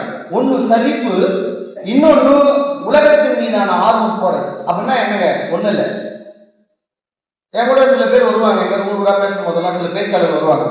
சமீபத்துல தஞ்சாவூர் பேர், தஞ்சாவூர் வந்து பெரிய கோயிலை பார்க்க முடிய முடியுமா? வாங்க பெரிய கோயில் பார்க்க போலாம். என் கூட வந்தவர் சொன்னார், எத்தனை முறை தான் சார் பாக்குறது அந்த பெரிய கோயில? நான் எனக்கு தூங்கி ரெஸ்ட் எடுக்கிறேன் சார். இப்போ அவர் என்ன பிரச்சனைனா, பெரிய கோயில் சலிச்சிருச்சு, பெரிய கோயில் நடக்கிற ஆர்வம் போயிடுச்சு. ஆனா ஒரு முறை போய் மீண்டும் பார்க்கும்போது யோசிக்கிறேன், 1000 ஆண்டு காலம் இருக்கிற இந்த கோயிலை ஒரு 5 முறை பார்த்தால் சலித்து விடும் என்று நினைப்பதை விட வாழ்க்கையில என்ன பெரிய கஷ்டம் இருக்க முடியும்? அங்க சலிப்பு வருது இல்லை? ரொம்ப அழகா சொல்லுவாங்க, டெய்லி ஒரு பாதையில வேலைக்கு போறீங்களா, ஒரு முறை எப்போதும் போகிற பாதை இல்லாமல் ஒரு புதிய பாதையில் வேலைக்கு போய் பாருங்க, அன்னைக்கு அந்த வேலை ரொம்ப அழகா இருக்கும். எப்போதும் உங்கள் மனைவியோட கணவனோட இருக்கிற நாளை ஒழித்து ஒரு முறை வேற ஒரு புது டாபிக்ல பேசி பாருங்க, அந்த நாள் ரொம்ப அழகா இருக்கும். ஐயா சொல்றாரு, அவளே புதுசா தான் சண்டை போடுறான், நான் வேற ஒரு புது டாபிக் எடுத்துக்கொள்ளும் சார். அப்படிதான் வாழ்க்கை இருக்கும். வாழ்க்கை போராடாமலாம் இருக்க முடியாது. ஆனா நாங்க எதை சொல்ல வந்திருக்கோம் தெரியுமா? வாழ்க்கையில் போராட்டம் இருக்கலாம், ஆனால் வாழ்க்கையே போராட்டம் இல்லை என்பதற்காக நாங்கள் சொல்ல வந்திருக்கிறோம். அதுக்கு எங்கள் கண்ணதாசனோட ஒரு பெரிய உதாரணம் என்ன சொல்ல முடியும்? வாழ்க்கையை வாழணும், நீங்க கொண்டாடுறீங்களா அதுதான் மகிழ்ச்சி. கண்ணதாசன் இந்த வாழ்க்கையை கொண்டாடாம எழுத முடியுமா சார்? மானிட ஜாதியில் தனி மனிதன் நான் படைப்பதனால் என் பேர் இறைவன் எழுத முடியுமா? அவர் வாழ்க்கையில் நடந்த ஒரு சுவாரஸ்யமான விஷயம் ரொம்ப பிடிக்கும். ஒரு பெரிய படம், பட்ஜெட்டோட ஒரு படம் எடுக்கிறாங்க. இந்த படத்துக்கு இசையமைப்பாளர் எப்பவும் போல எம்எஸ்வி ஐயா. இந்த படத்துக்கு பாட்டு எழுதுவது நம்ம கண்ணதாசன். எப்பயுமே கண்ணதாசன் ஒரு இடத்த கூப்பிட்டா உடனே வரமாட்டார். அவருக்கு ரொம்ப பிடிச்சது 2 மதம் பார், ஒன்று இந்து மதம், இன்னொன்று தாமதம் பார். சீக்கிரம் வரமாட்டார். ஏதாவது ஒரு நிகழ்ச்சிக்கு சீக்கிரமா வந்தா கூட டிரைவர் கிட்ட தெருமுனையில நிறுத்த சொல்லுவார். ஐயா சீக்கிரமா வந்துட்டு போலாமே கேட்டா, சீக்கிரம் மனம் மதிக்க மாட்டாங்கடா, பொறுமையா லேட்டாவே போவார். அப்படி இருந்த கண்ணதாசன் அதிசயமா அந்த படத்தினுடைய படப்பிடிப்பு வந்துட்டார். பாட்டுடைய ரெக்கார்டிங் எப்பயுமே சீக்கிரம் வர எம்எஸ்பி வரல. என்ன வரலையா? வரல. போடுங்க, போகுது எடுக்கிறாரு உதவியாளர். ஐயா ஒரு ரெக்கார்டிங் முடிச்சுட்டு இப்பதான் வந்து படுத்தாரு ஐயா, தூங்கிட்டு இருக்காரு, எழுப்பி அனுப்புறாங்க ஐயான்னு சொல்லி வச்சுட்டாரு. எம்எஸ்பி கலைக்குள்ள தூங்குறாராம், என்ன பண்றதுன்னு தெரியல. நம்ம இது ரொம்ப போராட்டமெல்லாம் ஆக்கிக்கணும். கண்ணதாசன் ரொம்ப கூலா அப்படியா, ஒன்னும் பிரச்சனை இல்லை. அவர் வெட்டு போட்டு நான் எழுதினா என்ன, நான் எழுதி அவர் வெட்டு போட்டா என்ன, எல்லாம் ஒண்ணுதான். நான் எழுதி கொடுக்குறேன், அவர் வந்து வெட்டு போட சொல்லுங்க போயிட்டாரு. எம்எஸ்பி அந்த தூங்கி எழுதி பதட்டப்பட்டு ஓடி வராரு. எப்பவுமே சீக்கிரம் வராது, எனக்கு சீக்கிரம் வந்துட்டான். ஓடி வராரு. ஓடி வந்து போயிட்டானா போயிட்டு அச்சுச்சோ திரும்ப மறுபடியும் வரணுமா? இல்ல அவர் எழுதி கொடுத்துட்டு போயிட்டாரு. போட சொல்ற எழுதி கொடுத்துட்டு போயிட்டாங்க. என்ன கொடுன்னு வாங்கினார். வாங்கி பார்த்தார், வேற எந்த பாட்டும் இல்லை. அவனுக்கு என்ன தூங்கி விட்டான் அகப்பட்டவன் நான் அல்லவா என்கிற பாட்டு அப்படிதான் வருது. வாழ்க்கையில் இருக்கிற நேரங்கள்ல பெரிய பெரிய விஷயங்களை ரொம்ப சாதாரணமா ரொம்ப கொண்டாடி கொண்டு போனா அந்த வாழ்க்கை ரொம்ப அழகானது. இத கண்ணதாசன் சொல்லி வந்தது இல்லை. இதற்கு முன்னாலே இருந்த எல்லா பேர் இலக்கியங்களும் அதைதான் நமக்கு சொல்லி கொடுத்தது. ராமனோட ஒரு உதாரணம் வேணுமா சொல்லு. உனக்கு ஆட்சிப்பான்னு சொல்லும் போது தாமரை மாதிரி அவனோட முகம் இருந்துச்சான், தாமரை மாதிரி. அடுத்து உனக்கு ஆட்சி இல்லைன்னு சொல்லும் போது நமக்கு என்ன ஆகணும்? மூச்சு சுருங்கி போனோம்ல. கம்பன் சொல்லுகிறான், இதற்கு முன்னாடி இருந்த தாமரையை விடவும் இன்னும் மலர்ந்த அவனுடைய முகம் அழகாக இருந்தது. எப்படி ராமனால் அப்படி இருக்க முடிஞ்சதுன்னா, ராமனே அந்த வார்த்தையை சொல்லுகிறான். இவ்வளவு கஷ்டம் வருது, ஒரே நாள் உனக்கு ஆட்சி இல்லைன்ட்டாங்க, நாட்டை விட்டு போன்ட்டாங்க, பொண்டாட்டி கூட வரா, நானும் கூட வரேன், உனக்கு கஷ்டமா இல்லையா நான் கேட்கும் போது ராமன் சொன்ன பதில் தான் இந்த பட்டிமன்றத்திற்கான ஒரு சரியான கருத்து என்று நினைக்கிறேன். ராமன் என்ன தெரியுமா சொன்னான்? துன்பு உலகு எனில் அன்றோ சுகம் உள்ளது என்று சொன்னான். ஏய், கஷ்டம்னு ஒண்ணு வந்தால் வாழ்க்கையில சந்தோஷமே ஒண்ணு நம்ம என்ஜாய் பண்ண முடியும்னு சொன்னார் ராமன். அந்த வழியில இருந்துதான் எங்க வள்ளல் பெருமான் வாங்கி சொன்னார், துன்பளித்து ஆங்கே சுகமளித்து உயிர்களை அன்புற காத்தொருள் அருட்பெருஞ்சோதி என்று வள்ளல் பெருமான் திருவருட்பாவிலே சொன்னார். அங்கிருந்து வந்த எங்களுடைய அப்பர் பெருமான் தான் சொன்னார், இன்பமே என்னாலும் துன்பமில்லை என்று சொன்னார். பின்னால் வந்த எல்லாரும் அதையே சொன்னார்கள் என்றால் நாம குடியேற்றோம் நமன என்றோம் என்கிற தைரியம் எப்படி வந்ததுன்னா, யார் ஒருவர் வாழ்க்கையை கொண்டாட தொடங்குகிறார்களோ அவர்களுக்கு எல்லாமே இன்பம் தான் என்று சொல்லி நிறைவாக ஒரு கவிதையோடு முடிக்கிறேன். கண்ணதாசன் சொன்னார், வாழ்க்கை எப்படி இருக்கிறது? எப்படி வேணாலும் இருக்கட்டும். கடல் மீது விழுந்தோர்கள் நீந்துங்கள், கனிச்சாலை கண்டோர்கள் உண்ணுங்கள், வழிச்சாலை கண்டோர்கள் செல்லுங்கள், போகும் வழியில் நிற்பவர்கள் நில்லுங்கள் என்று கண்ணதாசன் சொன்னார். நல்வாய்ப்புக்கு நன்றி கூறி விடைபெறுகிறேன். நன்றி, வணக்கம். தம்பி சரவணனுடைய தனி சிறப்பு, ஆழமான படிப்பும் உண்டு, சொந்தமான சிந்தனையும் உண்டு. இந்த ரெண்டும் இணைவது என்பது ரொம்ப குறைவு. நிறைய படிச்ச சில பேர் படிச்சதை மட்டும் பேசுவாங்க, சொந்தமா சிந்திக்க மாட்டாங்க. சொந்தமா சிந்திக்கிறேன் அப்படின்னு என்னென்ன ஏற்கனவே சொல்லப்பட்டிருக்கிறதுங்கிற மரபு தெரியாமல் பல பேர் சில செய்தி சொல்வாங்க. அவர் ரெண்டையும் பேலன்ஸ் பண்றது அவருடைய மிகப்பெரிய வெற்றி. வளருகிற பேச்சாளர்கள்ல மிகப்பெரிய நம்பிக்கை நட்சத்திரம் தம்பி சரவணன். ஒரு வாக்கு சொன்னார் பாருங்க, நம்முடைய சுகங்களுக்கும் துக்கங்களுக்கும் ஏதோ ஒரு பொருளையோ நபரையோ நீங்க போய் லாக் பண்ணிக்காதீங்க, மாட்டிக்குவீங்க அப்படின்னு. இத சைக்காலஜில எப்படி சொல்லி கொடுக்குறாங்க, இல்ல வேதாந்தத்துல எப்படி சொல்லி கொடுக்குறாங்கன்னா, உன் சுக துக்கங்களுக்கான கேந்திரம் இன்னொருவர் அல்ல, நீயே தான். உன்னுடைய சுகத்துக்கும் துக்கத்துக்கும் நீதான் காரணமே ஒழிய வேறு ஒருவர் காரணம் அப்படின்னு நினைக்காத அப்படின்பாரு. ரொம்ப ஆழமான விஷயம் இது, ஆன்மீகத்தில் ஆனந்தம். அதனால வெறும் விளையாட்டு பட்டிமண்டபமா போகாம கனமான செய்தி.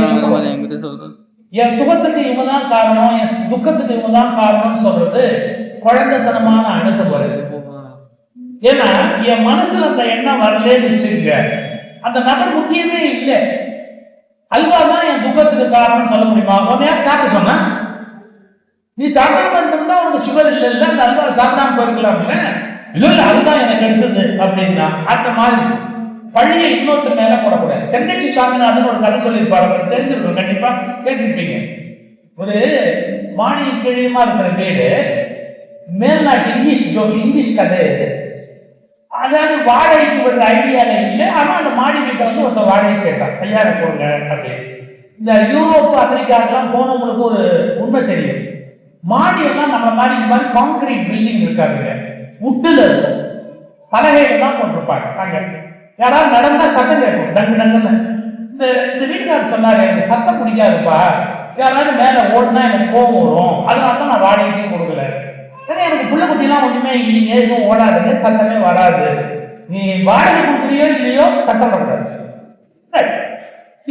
ஆபீஸ் போயிட்டு மறுநாள் வந்தான் பாருங்க, அந்த பழக்க தோஷம். ஒரு பிரம்மச்சாரி, உங்களுக்கு தெரியும் பிரம்மச்சாரி இருக்கிற வீடு எப்படி இருக்கும்னு உங்களுக்கு தெரியும்.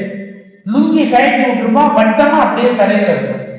ஏன்னா இப்படி விட்டுருக்கிறேன்னா மறுநாள் நடுவில் நின்று அப்படியே மாட்டிக்கலாமா? அவன் புதுசு புதுசா யோசனை சொல்றான், எதையுமே ஒழுங்கா வச்சுக்க மாட்டான், கொடியில எல்லாம் மடிச்சு போட மாட்டான் எதையுமே. இவன் என்ன பண்ணா வந்த ஷூவோட அப்படியே படுத்துட்டு இந்த ஷூவை எடுத்து பாருங்க, இந்த பக்கம் சோத்துல அடிச்சான் பம், இந்த பக்கம் அடிச்சான் பம். வீட்டுக்காரன் மாடிட்டு ஏய் 2 டம்முடா 2 டம்முடா என்னால முடியாதுடா கழிப்பு. அவன் கையில காலில் வந்து தெரியாம பழக்க தோசைங்க நான் விட்டுருங்க. மறுநாள் ஆபீஸ்ல வந்தான் பாருங்க, பழக்க தோசை அவனை கையில் அடிச்சுட்டான். வீட்டுக்காரர் சண்டைக்கு வருவாருன்னு இப்படியே அமைதியா படுத்துட்டான். ராத்திரி 1:30 மணி யாரோ கதவு தட்டுறாரு. போய் திறந்து பார்த்தா வீட்டுக்காரர் நிற்கிறாரு. ஏண்டா 1 டம்மு தான் கேட்டுது. அப்ப இன்னொரு ஷூ நீ போட்டியா போடலையா கழட்டியா அதோடய தூங்கிட்டியா இல்ல ஆபீஸ்க்கே 1 ஷூவோடு தான் போனியா? நான் எவ்வளவு கஷ்டப்படுறேன் தெரியுமா? இதெல்லாம் அவனுக்கு என்ன நான் வேடிக்கைக்கு சொல்லலைங்க. உங்கள் சுகங்களுக்கும் துக்கங்களுக்கும் மற்றவர்கள் காரணம் என்பது குழந்தைத்தனமான பேச்சு. அதற்கு நான் தான் காரணம் என்பதுதான் ஞானமடைதல் என்கின்ற என்லைட்டன்மென்ட். வேற ஒன்றும் என்லைட்டன்மென்ட்னா ஒன்றும் பெரிய விஷயம் இல்லை. என் சுகத்துக்கு துக்கத்துக்கு அவன் காரணம் நினைக்கிற பாருங்க, அதுல இருந்து மையத்தை நோக்கி நகர்தல், என்னிலிருந்து அது புறப்படுகிறது அப்படின்னு கண்டறிதல். ஐன்ஸ்டீன் அது மாதிரி ஒரு சிந்தனையா அதை தப்பி மேற்கோளாக எடுத்து அருமையாக அதை எடுத்து சொன்னார். நிறைய இலக்கிய செய்தி சொன்னார், நல்ல வரலாறு சொன்னார். எல்லா வகையிலும் சிறப்பான ஒரு பேச்சு அவருடைய பேச்சு. வணங்குதலுக்கும் போற்றுதலுக்கும் உரிய நடுவர் பெருந்தகையவர்களே, பாதிட வந்திருக்கிற இலக்கிய வழக்கறிஞர்களே, என் தர்மபுரி வாழ் தமிழ் சொந்தங்களே, உங்கள் அத்தனை பேரையும் தனிமர்களே, தமிழ் செய்த தவம் ஐயா சொல்வேந்தர் சுகி சிவம் அவர்களை நெஞ்சார வணங்குகிறேன். என் மீது ஊடக வெளிச்சம் பாய்ச்சுவதற்கான பாய்ச்சிய உத்தமர் ஐயா சொல்வேந்தர் அவர்களின் திருவடிகளை வணங்குகிறேன். வாழ்க்கை போராட்டம் என்பதுதான் என்னுடைய வாதம். ஐயா சொன்னாங்க, மனைவியர்கள் எல்லாம் கோவிச்சுட்டு போறதுக்கு வீட்டை விட்டு போறேங்கிற எந்த தைரியத்தில் தெரியுமா போறாங்க? நீங்க திரும்ப வந்து கூப்பிடுவீங்கிற ஒரே தைரியத்துல தான் போறாங்க. அந்த தேங்கூட்டை கிடைச்சிடாதீங்கன்றாங்க. நாங்களும் கூப்பிடுறதில்ல, ஒரே தைரியத்துல தான் எப்படியும் வந்துருவீங்கிறது. நடுவர் அவர்களே, அவங்களுக்காவது பிறந்த வீட்டுல பிரச்சனைனா புகுந்த வீட்டுக்கு வராங்க.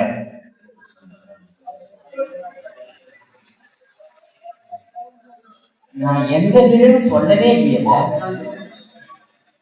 இப்பதான் சார் சொன்னேன், தர்மபுரின்னு விசாரிச்சு பிறந்த வீட்டுல பிரச்சனைனா புகுந்த வீட்டுக்கு வராங்க, புகுந்த வீட்டுல பிரச்சனைனா பிறந்த வீட்டுக்கு போறாங்க. ஆனா ஆம்பளைக்கு ஒரே வீட்டு. நாங்க எங்க சார் போவோம்? எங்க போவோம்? இன்னைக்கு இன்னைக்கு காதலர் தினம்னு சொன்னாங்க சார். காதலர் தினம்னு ஒருத்தர் எழுதுறான், நேற்று காதலனாக்கினாய் கவிதை வடித்தேன், இன்று கணவனாக்கினாய் சோறு வடிக்கிறேன். அவன் தான் சார் வாழ்க்கைய வடிச்சான் சார். அவன் வாழ்க்கை முழுக்கவே வடிச்சுட்டே இருக்கான் சார், வடிச்சுட்டே இருக்கான். நீங்க அவன் சொல்றான், கேட்க முட்டையெல்லாம் நீங்க என்ன வந்து மானே, நான் நடந்தா மானேன்றீங்க, நான் பேசுனா தேனேன்றீங்க, நான் பாடுனா புரியலேன்றீங்க, எங்க இப்பெல்லாம் அப்படிலாம் சொல்றது இல்லைன்னு அவன் சொல்றான். என் மனசாட்சியே வல்லத்தாயி பொய் சொல்றது. எவ்வளவு வருஷம் தான் பொய் சொல்லுவான், எவ்வளவு வருஷம் தான் அவனும் பொய் சொல்லுவான். ஆனா அந்த பொய்யில தாங்க நம்ம உசுறு ஊசலாடிட்டு, அந்த அம்மா உடல பொய்யில தாங்க உசுறு ஊசலாடிட்டு இருக்குதுன்னா அந்த ஊசல் தான் அந்தரக்கூடாதுன்னு தான் பொய் சொல்லலாம். நடுவர் அவர்களே, நீங்க வேதாந்தின் மகிழ்ச்சியாவ சொன்னீங்க, அவரே சொன்னாரு சார், பழக்கத்துக்கும் விளக்கத்துக்கும் இடையே போராடுகிற போராட்டம் தான் சார் வாழ்க்கை. சார், ஆன்மீகத்தில் ஆனந்தத்துக்கு போகணும்னு விளக்கம் சொல்லுது, பழக்கம் வேற எங்கேயும் இழுத்துட்டு போயிடுது. நீங்க இது எதுக்கும் பொருத்தி பார்க்கலாம். பழக்கத்துக்கும் விளக்கத்துக்கும் இடையே போராடுகிற போராட்டம் தான் வாழ்க்கை. ஆண்டவனை கட்டிய சீதையும் அதுதான், அரக்கனை கட்டிய மண்டோதரியும் அதுதான். நீங்க இது எதை சார் சொல்லி ஆதவன் தீட்சணியா சொன்னாரு? எதை நீங்க வாழ்க்கைனா என்ன சார்? வேற ஒண்ணும் இல்லை சார். என்னவாலாம் ஆகலாமோன்னு நினைக்கிற குழந்தை பருவத்தில் தொடங்கி பேசாம ஒண்ணும் ஆகாம குழந்தையாவே இருக்கலாம். அப்படிங்கிற முதுமை பருவத்துல முடிகிறதா சார் வாழ்க்கை. நீங்க அந்த குழந்தை பருவத்தை நான் ஒரு மேடையில சொன்னேன் சார், இந்த தயவு செய்து உங்கள் குழந்தைகளை எல்லாம் காலையில் தட்டி எழுப்பாதீர்கள். இல்லையே, அடிச்சுதானே எழுப்புறோம். தட்டி எழுப்பாதீர்கள். அந்த குழந்தையை உருட்டி எழுப்பாதீர்கள். அதன் பாதத்திலோ அதன் கையிலோ அதன் முகத்திலோ ஒரு முத்தமுட்டி எழுப்புங்கள். முத்தமுட்டி எழுப்புங்கள். அதிகாலை அந்த குழந்தைக்கு ஒரு பூக்களை போல விரியட்டும். அந்த குழந்தையின் இமைகள் ஒரு இதழ்களை போல விரியட்டும். தயவு செய்து அப்படி எழுப்புங்கள். ஒரு 90 வயசு பெரியவர் என்கிட்ட வந்து, தம்பி, குழந்தைகளை மட்டும் இல்ல நம்மளையும் அப்படியே சார். அவரு 90 வயசு வரைக்கும் எவ்வளவு ஏங்கியிருக்காரு பாருங்க. ஒரு முத்தத்துக்கு ஏங்கியிருக்காரு மனுஷன். அந்த பாட்டி கொடுத்துக்க. அப்படியெல்லாம் நினைச்சேன். அந்த பாட்டி வந்துச்சு, தம்பி நான் கல்யாணம் பண்ண நினைக்க அப்படி முத்தம் கொடுக்கலான்னு தாங்க போனேன். இந்த மனுஷன் பல்லு வளர்க்காம இன்னைக்கு மயக்கடிச்சு உளுந்தன் தம்பி. அதோட முடிஞ்சு சார். குழந்தைய பார்த்த வாழ்க்கைனா என்ன சார் நினைக்கிறீங்க? குழந்தைய பார்த்தா வயசு எவ்வளவும் வாங்க, படிக்கிறவனை பார்த்தா மார்க்கு எவ்வளவும் வாங்க. வேற வார்த்தையே வராதாடா உன் வாயில. மார்க்கு எவ்வளவும் வாங்க. கொஞ்சம் வயசா இளைஞனவட்டா சம்பளம் எவ்வளவும் வாங்க. இல்லைன்னா சம்பாத்தியம் எவ்வளவும் வாங்க. கல்யாணம் ஆயிடுச்சுன்னா கல்யாணம் ஆகி நாள் எவ்வளவும் வாங்க. ஏதோ உள்ள பூச்சி உண்டா எவ்வளவும் வாங்க. பெத்துட்டா பிள்ளைகள் எவ்வளவும் வாங்க. அப்பவாவது விடுறானா சார்? வயசாயிட்டா பென்ஷன் எவ்வளவும் வரும். இல்லையா தரவா போற பென்ஷன் எவ்வளவுமா அப்போ விட மாட்டான் சார். அதுக்கப்புறம் பிபி எவ்வளவுமா, சுகர் எவ்வளவுமா. இந்த எவ்வளவு எவ்வளவு எவ்வளவு இவ்வளவுதான் சார் வாழும்.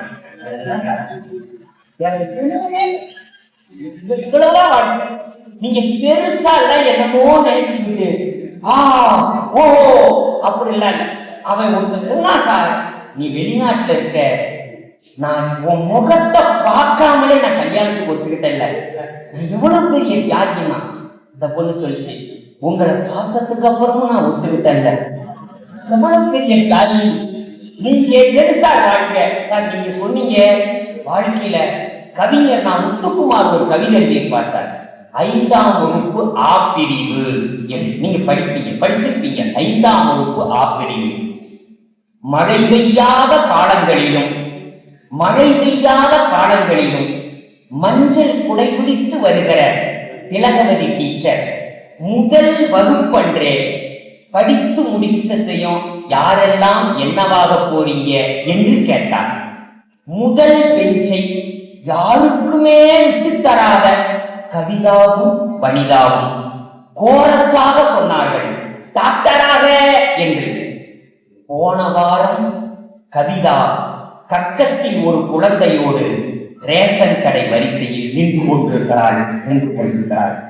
அனிதா தன் பிள்ளைகளை ஸ்கூல் வேனுக்கு அனுப்பிவிட்ட அவசரத்தில் கூந்தலில் சீப்பை சொருகி ஏதோ ஓடிக்கொண்டிருக்கிறார்.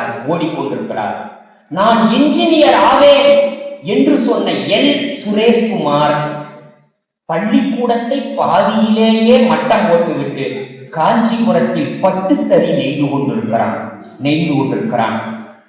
எங்க அப்பாவின் இரும்பு கடையை பார்த்துப்பேன் என்று சொல்லி வகுப்பில் எல்லோருடைய சிரிப்புக்கும் ஆளான கடைசி பெஞ்சு ராஜேஷ் என்று நியூ ஜெர்சியில்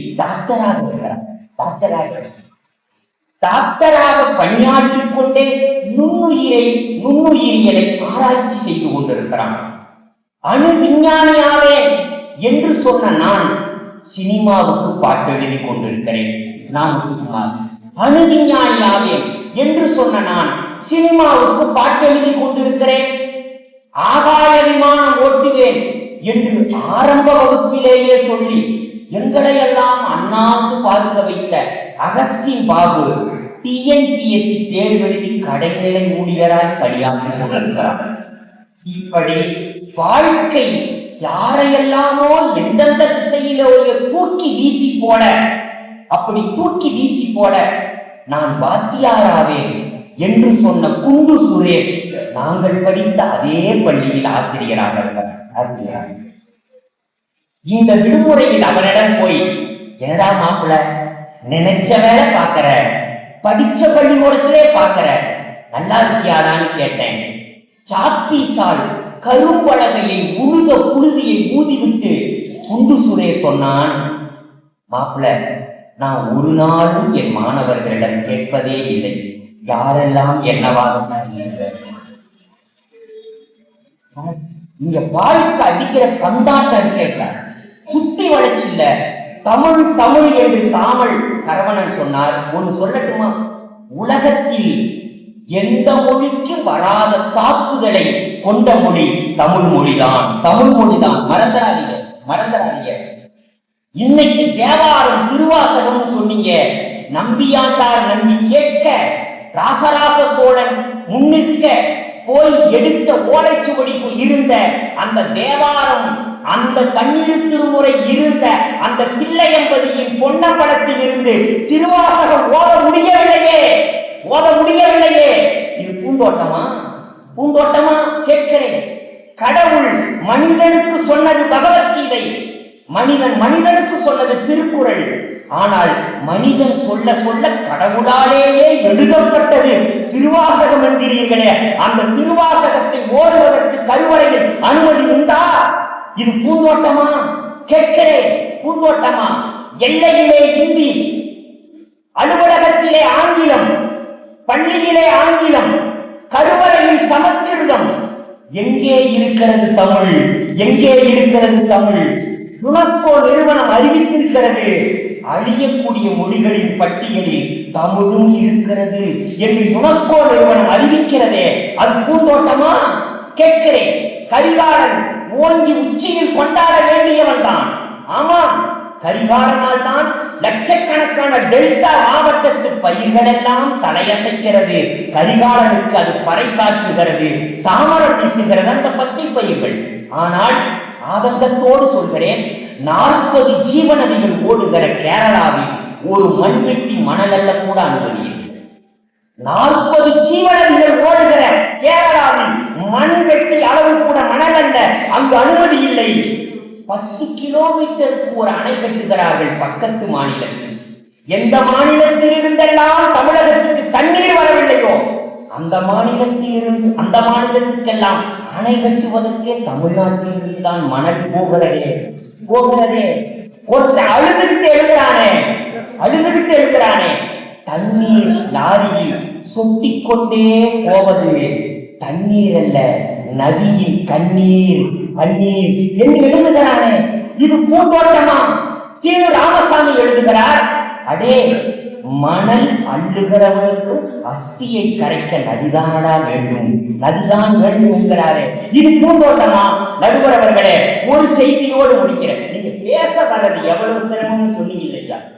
நான் சொல்றேன், ஐயா என்ன ஒரு பள்ளிக்கூடத்துக்கு பேச கூப்பிட்டாங்க, அதுவே உங்களுக்கு போராட்டம் தான் இருக்கலாம். 9 மணிக்கு விழாட்டாங்க, 8 மணிக்கெல்லாம் வாங்கட்டாங்க. போய்க்க சார், நான் தூரத்துல இருந்து வர்றேன், இரவு முழுக்க பயணம், நான் ஒண்ணு இல்லையா வந்து உடை மாத்திக்கிறதுக்கு ஒரு அறை, காலையில டிஃபன் அங்க சாப்பிட்றையான்னு.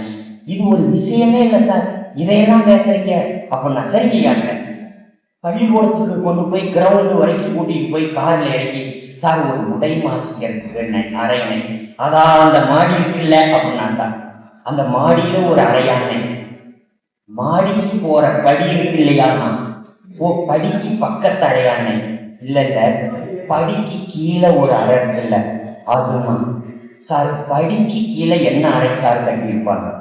நான் போய் பார்த்துட்டு திரும்ப வந்து, சார் ரெஸ்ட் ரூம் சார், படிக்கு கீழே ரெஸ்ட் ரூம்ல அங்கேயே மாத்திக்கிட்டான் சார், அங்கேயே மாத்திக்கிட்டான் சார். ரெஸ்ட் ரூம்ங்கிறேன், அங்கேயே மாத்திக்கிட்டான்.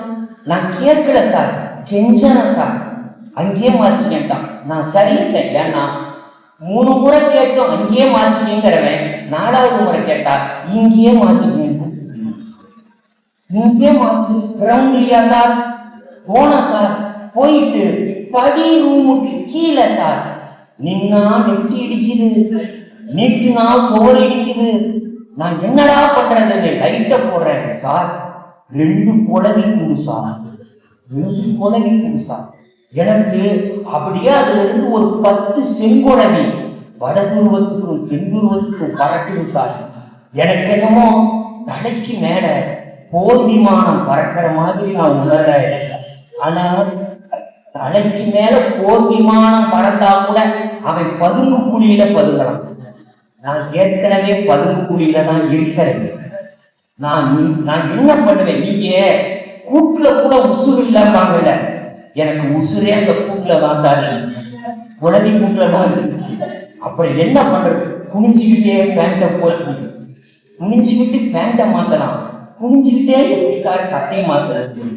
நான் குனிஞ்சுக்கிட்டு அந்த ரூம்லயே நீந்தறேன் சார், கைக்குள்ள கைய விடுறேன், முதுகு நுழையில, முதுவ விடுறேன், கையை நுழையில, குனிஞ்சுக்கிட்டே பேண்ட போட்டு, குனிஞ்சுக்கிட்டே சட்டையை மாத்தி, குனிஞ்சுக்கிட்டே வெளியே முடியாண்டேன் சார். குழவி கூடு சாருங்கிறான். அவன் சொல்றான், அதுக்குள்ள குழவி கூடு கட்டி இருக்காங்க சார், அதுக்கு உள்ளதான் கட்டும், வெளிவா கட்டும் சார். அத சொல்லல சார், அதுக்குள்ள குழவி கூடு கட்டி இருக்காங்க. என்ன சார் சொல்றீங்க? முந்தா நாள் தான் சார் அதுக்குள்ள இருந்து பெரிய தேன் கூடு இருந்து அழிச்சோங்கிறான் சார். நல்ல வேலை 3 நாள் கழிச்சு அந்த பள்ளிக்கூடத்துக்கு போன சார். 3 நாளைக்கு முன்னாடி போயிருந்த நான் என் கதி என்ன ஆகிருக்கா? ஒரு மரண பயத்திலிருந்து நான் மீளவே இல்லை. அதுல இருந்து ஒரு 3 நாள் எங்க போனாலும் என் தலையை சுத்தி குழந்தை பறக்கிற மாதிரியே இருக்கு. என் கூடவே ஒரு தேனடை வர்ற மாதிரியே இருக்கு. 2 முறை தட்டிட்டீங்க, நான் கேட்கிறேன், அதை நான் உணர்றேன். நான் இப்படித்தான் சொல்லி முடிக்கிறேன். போராட்டம்னு தான் பேச வந்தேன். ஆனா நாங்கெல்லாம் பேச வர்றதே எவ்வளவு போராட்டம் தெரியுமா சார்? போராட்டம் தெரியுமா? இப்ப போற எனக்கே இந்த கதினா 60 வருஷமா மேடையில போன நீங்க எத்தனை குழந்தை கூட்ட பார்த்துருக்கீங்க? எத்தனை தேன் கூட்ட பார்த்துருக்கீங்க? எத்தனை ரூம்ல குனிஞ்சுக்கிட்டு நீங்க சட்டை மாத்துறீங்களோ, வேட்டி மாத்துறீங்களோ? எல்லாம் சிவனுக்கே வெளிச்சம், எல்லாம் சிவனுக்கே வெளிச்சம்.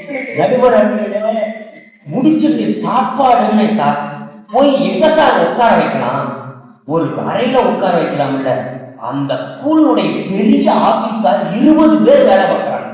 அதுக்கு நடுவுல சேரை போட்டு டேபிள போட்டு உட்கார்ந்தாங்க. 20 பேர் என்ன மட்டுமே பார்க்கறாங்க. இவன் எவ்வளவு திம்பான்? சாப்பாடுங்கிறேன் வாங்கிட்டு வர ஆள் அனுப்பி இருக்கோங்கிறாங்க. அப்பதான் வந்தா 1/2 மணி நேரம் கழிச்சு ஒரு கையில வயிற்ற பிடிச்சிருக்கேன் பசி, ஒரு கையில இலைய பிடிச்சிருக்கேன் பறந்துடக்கூடாது. நீங்க சொன்ன மாதிரி இலைய விரிச்ச நேரம் துண்டை விரிச்சிருந்தா கூட காசு வாங்கிக்கிறாங்க. 1/2 மணி நேரம் கழிச்சு வந்தவன் அந்த வாசப்படியில நின்று 2 பார்சலை கையில பிடிச்சுக்கிட்டு அங்க இருந்து கத்துறான் சார், இட்லி வேணுமா, ஊத்தப்பம் வேணுமாங்கிறான். என்னமோ நீதி தேவதை தராசு தட்ட கையில பிடிச்சிருக்கிற மாதிரி. நான் 2ம் கொண்டாண்டேன் சார். கொண்டாந்ததையும் 6 இட்லி ஒரு பக்கம் போட்டான். கட்டடம் கட்டத்தில் செங்கலை போட்டுவாங்கல்ல ஒரு லோடு, அது மாதிரி போட்டான். ஊத்தப்பத்தை அடுக்கிறான், சாம்பார 4 பாக்கெட் ஊத்துறான், கார சட்னி ஊத்துறான். சார் அவசரம் இல்லைங்கிறேன், நேரம் ஆச்சுங்கிறான் சார். இங்கேயும் நேரம் ஆச்சு. நான் பல பேர் சொல்றாங்க, தம்பி நீ பேசல, சிரிக்காமலே பேசுறியே எப்படிம்பாங்க. என் வேதனை சொல்லல, நான் எப்படித்தான் சிரிச்சு வரல? என் வேதனை நான் சொல்லல, என்னால எப்படி சிரிக்க முடியும்? போராட்டம் தான் வாழ்க்கை. வாய்ப்பு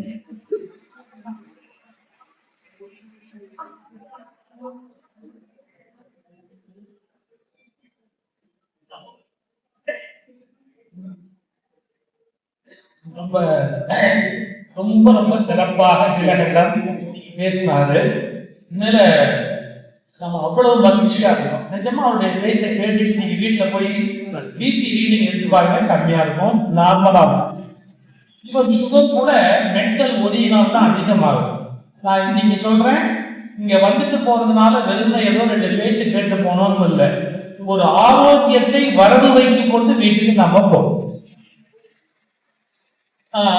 கண்ட தண்ணி வர்ற அளவுக்கு ஒரு பேச்சுல சிரிச்சு சிரிச்சு அவ்வளவு நல்லா பேசுறாரு. அவருக்கு ஒரு சின்ன விஷயம், ஆனா அந்த இமேஜினேஷன், அதை கற்பனை பண்ணி நம்ம தலைக்கு நிறைய போர் விமானம் போற மாதிரி ஒரு அந்த ஃபீல் உண்டு பண்றாரு பாருங்க. ஹேட்ஸ் ஆஃப் அவருடைய திறமை. உண்மையிலேயே இன்னைக்கு இந்த ரசிகர்களாலதான் இந்த 4 பேருமே ரொம்ப நல்லா பேச முடியும். அது சொல்லுங்க, நீங்க பாயிண்ட் கை தட்டுறீங்க, சிரிப்பிட்டு சிரிக்கிறீங்க, அந்த சோகமான இடங்கள் வரும்போது அந்த அனுபவத்தை வாங்கிக்கிறீங்க. அந்த உடனடியான ரெஸ்பான்ஸ் உங்களுக்கு இருக்கிறதால தான் இவ்வளவு பெரிய வெற்றியாக இந்த பட்டிமண்டபம் அமைந்தது. எல்லாருக்கும் வாழ்த்து பாராட்டு. நான் இப்ப சுருக்கமா ஒன்று சொல்றேன். போராட்டம்ங்கிறது வாழ்க்கையில இருக்கா இல்லையா? இப்பவே உங்களுக்கு போராட்டம் தான். 9 மணி ஆச்சு, எப்ப முடிப்பாரு? ஒரு பாட்டுக்கு தீர்ப்புன்னு சொல்லி ஒரு மணிக்கணக்கா ஏதாவது ஆரம்பிச்சுட்டாருன்னா எந்திரிச்சு போகவும் முடியாது, இருக்கவும் முடியாது. அப்புறம் போய் ஃப்ரிட்ஜை திறந்து சாம்பார் கொதிக்க வைக்கணும், எத்தனையோ வேலை இருக்கு, நிறைய குழப்பம் இருக்கும் இல்லையா? சில பேர் வெளியில போய் சார் அங்க நின்று பார்த்துட்டு இருப்பாங்க. இந்த கோயில்கள்ல நாங்க பேசும்போது செருப்பை யாராவது எடுத்துருவாங்கிறதுக்காக அங்க ஒரு பார்வை, இங்க ஒரு பார்வை, அங்க ஒரு பார்வை, இங்க ஒரு பார்வை. எத்தனை விதமான போராட்டங்கள் வாழ்க்கையில.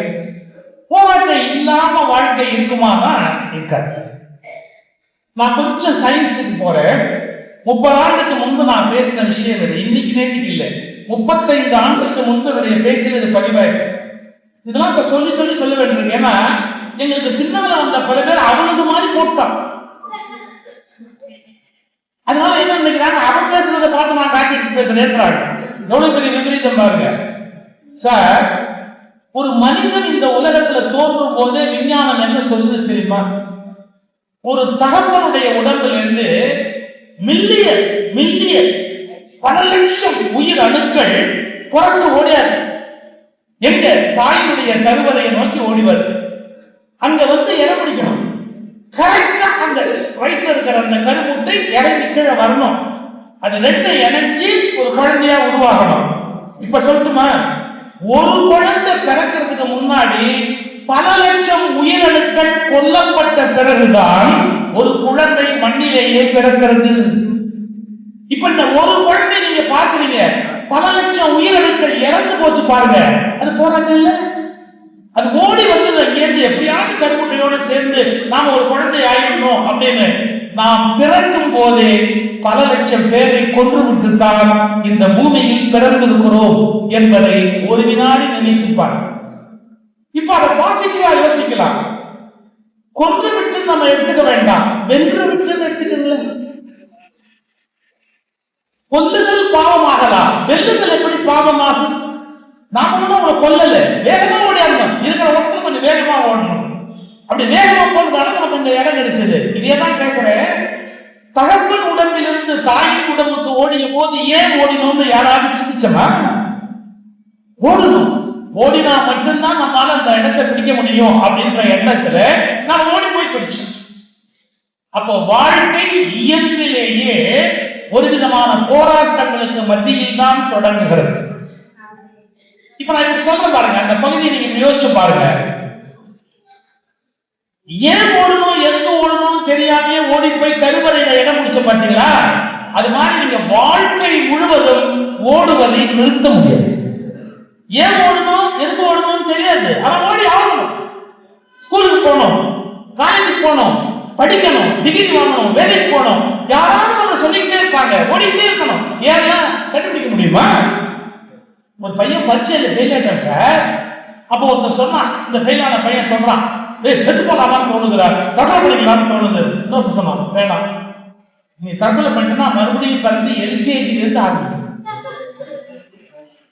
அதுக்கு சரி, இதே நீ ஏதாவது இன்னொருத்தர் எழுதி போவாங்க. யோசிச்சு பாருங்க, மறுபடியும் போன மறுபடியும் ஃபுல்லா ஆரம்பிக்கணும் முதல்ல இருந்து. எவ்வளவு கஷ்டம். அப்போ வாழ்க்கையில போராட்டம் இல்லை அப்படின்னு சொல்ல முடியாது. பூந்தோட்டம் இருக்கு சார். நான் ஒரு செய்தி படிச்சேன். அண்மையிலே ஒரு அம்மா நீதிபதியா போய் ஜாயின் பண்றாங்க. வரவேற்கிறாங்க கோர்ட் வாசல்ல. அவங்க இப்படி பாக்குறாங்க. என்ன பாக்குறீங்கன்னாங்க. அந்த மரத்தடியில ஒருத்தர் டீ விற்பாரு அப்படின்னு கேட்கிறாங்க. அவரு வருவார், அங்கதான் இருப்பாரு அப்படின்னு அவரை நோக்கி போறாங்க. நேரா போய் ஒரு காலத்தை கும்பிட்டாங்க. இவங்க எல்லாம் கேட்டாங்க, என்னமா நீங்க ஜட்ஜா இருக்கிறீங்க, அவரை போய் காலத்தை கும்பிடுறீங்க? அவர் தான் எங்க அப்பா. இதே கோர்ட்ல ஒரு டீ வித்துட்டு இருந்தாரு. ஆனா என்னை எப்படியாவது படிக்க வைக்கணும்னு படிக்க வச்சாரு. நான் படிச்சேன். இன்னைக்கு நான் இதே கோர்ட்ல நான் ஜட்ஜா வந்திருக்கிறேன். நான் இன்னைக்கு காலத்துல கூட அப்பாட்ட சொன்னேன், அப்பா நீ இனிமே டீ விற்க வேண்டாம்ப்பா, நான் தான் சம்பாதிக்க ஆரம்பிச்சுட்டானே.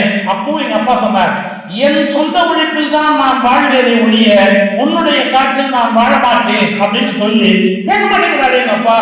ஒரு ஜட்ஜி சொன்ன வார்த்தை அவர் இன்னைக்கு டீ வித்துட்டு இருக்கிறாரு. கொஞ்சம் யோசிச்சு பாருங்க. அப்ப அந்த பொண்ணுக்கு எவ்வளவு பெரிய போராட்டம், ஆனா வாழ்க்கையில எவ்வளவு பெரிய வெற்றி. அந்த இடத்துல வந்து உட்கார்றாங்க. இதெல்லாம் நம்ம பிரமிக்க வேண்டிய பல விஷயங்கள். வாழ்க்கை போராட்டம் என்று இல்லை. சுற்றும் வரைதான் பூமி, ஒரு பாட்டுக்குள்ள வைரமுத்தோட கவிதை. அது மாதிரி நீங்க துன்பங்கள் இல்லாத வாழ்க்கை என்பது கொஞ்சம் கூட கற்பனையே பண்ணுங்க. இப்போ அதுக்காக போராட்டத்துக்கு தீர்வு கொடுக்கலாமா? வாழ்க்கையில எவ்வளவு மகிழ்ச்சியான சந்தர்ப்பங்கள் இருக்கு. காதலித்தல், சம்பாதித்தல், முதல் சம்பளத்தை செலவு செய்தல், முதல் சம்பளத்தை சேமித்தல், எல்லாமே ஒரு பெரிய சுகம் இல்லை. நாம ஒரு காசு சம்பாதிச்சு நம்ம அம்மாவுக்கோ அப்பாவுக்கோ ஒரு வேஷ்டி ஒரு புடவை வாங்கி கொண்டு போய் கொடுக்கிற போது எனக்கு எதுக்குடா அப்படிம்பாரு அப்பா. ஆனா பிரிச்சு பார்ப்பாரு. அப்ப என்ன அர்த்தம்? எனக்கு எதுக்குடான்னு உதடு சொல்லும், அது என்னன்னு அம்மா பிரிச்சு பார்த்துட்டு இருப்பாங்க. அப்ப அவங்களுக்கு அந்த நேரத்துல ஏற்படக்கூடிய மகிழ்ச்சி இருக்குல்ல, அது எவ்வளவு பெரிய பூந்தோட்டம். அப்ப நம்ம இப்படி ஒரு முடிவுக்கு வரணும். பூந்தோட்டமும் இருக்குது, போராட்டமும் இருக்குது. நீங்க யோசிப்பீங்க, இது சொல்றதுக்கு 2.5 மணி நேரம் எங்கேயே தடுக்கிறது? நாங்க வீட்டுல உட்காந்துருப்போம், அருமையா அமர்ந்திருப்போம், 2 தான் இருக்குது அப்படின்னா இதை சொல்றது இல்லை. இதை விட தாண்டி கொஞ்சம் நீங்க மேல போகணும், டிராவல் பண்ணணும். நான் என்னுடைய பேச்சுல பல தடவை சொன்ன செய்தி தான் இது. இன்பம்ங்கிறதும் துன்பம்ங்கிறதும் சரி, நம்முடைய அபிப்பிராயங்கள் எப்படி அதை புரிஞ்சுக்கிறது? ஏன் சார் இன்பத்துல இன்பம் இல்லையா, துன்பத்துல துன்பம் இல்லையா? சின்ன எக்ஸாம்பிள் சொல்றேன், ரொம்ப சின்ன எக்ஸாம்பிள். நான் கோயம்புத்தூர்ல பேச்சாளராக என் வாழ்க்கையை தொடங்குறேன். ஊட்டியில எனக்கு ஒரு பேச்சு. நான் முதலே சொன்ன மாதிரி அப்ப கார் கிடையாது, கார் வச்சிருக்கிறவங்க எங்களோட பழகவும் மாட்டாங்க. அதான் அது பெரிய கொடுமை. கார் கிடையாது, பஸ்ல போகணும். நான் அந்த கோயம்புத்தூர் பஸ் ஸ்டாண்ட்ல போய் பஸ் அந்த ஏறத்துக்கு போறேன். அந்த லாஸ்ட் சீட் 6 இருக்கும் பாத்தீங்களா, அதான் காலியா இருக்கு. அதுலயும் 2 பேர் உட்காந்துருக்காங்க. முன்னாடி எல்லாம் ஃபுல்லா இருக்கு. எனக்கு என்ன பயம்னா லாஸ்ட் சீட்ல உட்கார எனக்கு பிடிக்காது. ஏன்னா இந்த ஹேக்கிங் பெட்ல போகும்போது, மலையில போகும்போது, சொர்க்கத்துக்கும் நரகத்துக்கும், சொர்க்கத்துக்கும் நரகத்துக்கும், வானத்துக்கும் பூமிக்கு நம்மள தேவனாகவும் மனுஷனாகவும் தூக்கி போடும். எனக்கு அது ரொம்ப கஷ்டம், முதுகு வலி வந்துடும். அப்படியே பார்த்துட்டு சரி இறங்கி நம்ம அடுத்த பஸ்ல தான் போகணும்னு நினைச்சு இறங்க போகும்போது ஃப்ரண்ட் சீட்ல இருந்து ஒரு ஆள் என்னை பார்த்தாரு. சார் வாங்க, சுகீஷன் தானே நீங்க? இப்போ வந்து டிவியில வந்து எனக்கு தெரியுது.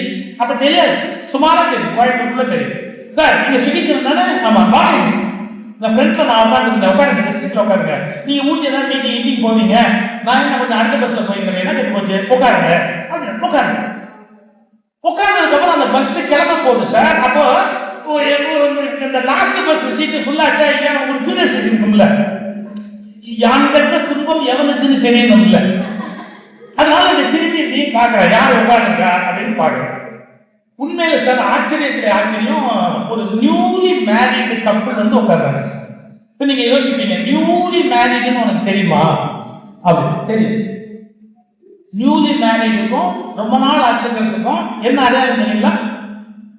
நடந்து வரும்போது அப்படியே காத்து கூட போக முடியாதபடி நெருக்கமா வந்தா நியூலி மேரிட். ஒரு 4 அடி முன்னால அந்த பொண்ணு போய் பின்னால போனா இன்னும் மேரேஜே ஆகல, ஃபாலோ பண்றான்னு அர்த்தம்.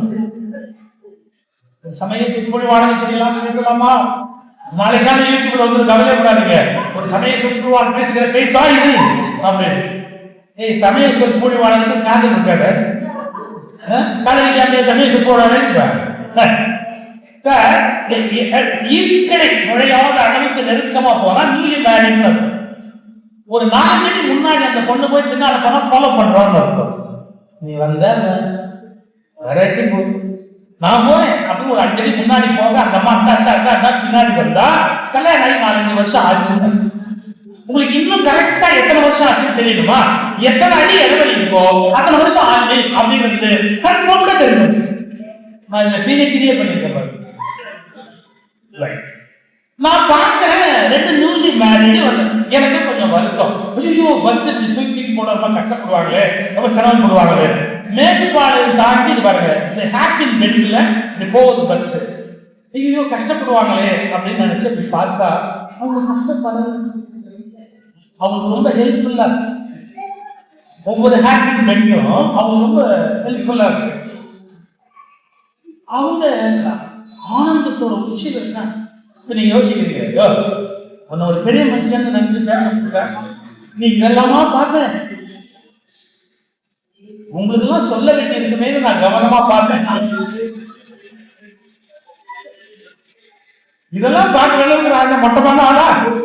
சொல்லும் போது விவரமா சொல்லணுமே அப்படிங்கிறதுக்காக ஒரு ஸ்டடி இப்படி பார்த்தா ஒவ்வொரு ஹேப்பிங் பெண்ணும் அவங்களுக்கு அவ்வளவு ஹெல்ப்ஃபுல்லா இருந்துச்சு. ஒவ்வொரு ஜம்ப் பஸ் மேல சோ ஹாப்பி. நல்ல கருவிங்க, ஊட்டியில போய் வண்டி நின்றது சார். நான் ஏன் ஃப்ரண்ட் சீட்டுக்கு வந்தேன், அத நரகம்னு சொல்லிட்டு வந்தேன். ஆனால அந்த 2 பேரும் இறங்கும் போது தொட்டு முன்பு சொர்க்கம் அப்படியே ஒரு பெரிய ஞானம். என்ன தெரியுங்களா, ஒரு பஸ்ஸின் கடைசி சீட்டில் நரகம் இருப்பதாக நான் சொன்னேன், அந்த பஸ்ஸின் கடைசி சீட்டில் சொர்க்கம் இருப்பதாக அவர்கள் சொன்னார்கள். எனக்கு தெரிந்த ஒரு பஸ்ஸின் கடைசி சீட்டில் கடைசி சீட் இருந்தாலே பெரிய விஷயம். அது சொர்க்கமோ நரகமோ இருக்க முடியாது. சொர்க்கமும் நரகமும் உங்கள் அபிப்பிராயத்தில் தான் இருக்கிறதே ஒழிய அந்த இடத்தில் இல்லை. நீங்க உங்க வாழ்க்கையை மாற்றணும்னா எப்படி மாற்றுவீங்க? அபிப்பிராயங்களை மாற்றினால் வாழ்க்கையை மாற்றலாம். பல பேர் அபிப்பிராயங்கள்ல கட்டிட்டு அழுகுறாங்க, எப்பவும் வச்சு அழுதிட்டு இருக்கிறாங்க, சிந்திக்க மாட்டேங்கிறாங்க, மாற மாட்டேங்கிறாங்க, வளர மாட்டேங்கிறாங்க, மேல வர மாட்டேங்கிறாங்க. ஒரு 40 வருஷத்துக்கு முன்னாடி நம்ம மனசுக்குள்ள வச்சு அதே ஐடியால இருக்க முடியாது. பெர்னாஷா ஒரு வார்த்தை சொன்னார் சார், இந்த உலகத்திலேயே புத்திசாலி யார் தெரியுமா? என் டெய்லர் அப்படின்னார். யார் யார் கேட்டான், அவன் தான் புதிதாக என்னை அளவெடுக்கிறான். மற்றவர்கள் எல்லாம் எப்போதோ என்னை அளந்து அளவை வைத்துக் கொண்டு எடை போடுகிறார்கள். டிரைவர் மட்டும்தான் அப்பப்போ என்னை அளந்து பார்க்கிறாரு அப்படின்னார். நம்ம யாரையாவது பார்த்தா அவன் அப்ப திருடன் சார், இப்ப ஞானியா இருக்கலாம். நீங்க உண்மையா இல்லையா? விவேகானந்தத்தை போய் ஒருத்தர் சொல்றான், இவன் வந்து ஒரு காலத்துல பெரிய அயோக்கியன். See, he is a potential saint அப்படின்றான். அயோக்கியன், அவன் சாமியாராருக்கு நல்லபடியா வாழ்றதுக்கு வாய்ப்பு. இன்னொன்று சொன்னாங்க, இவர் செயின்ட் அப்படின்னாங்க, பாஸ்ட் சின்னர். ஒரு பழைய காலத்துல பாதையா இருக்கலாம், உண்மைதானே? வாழ்க்கையின் பழைய காலத்துல பாதையா இருந்தவங்க ஞானியா மாறியா? சோ யார நீங்க எடை போடுறதா இருந்தாலும் பழச வச்சு எடை போடக்கூடாது.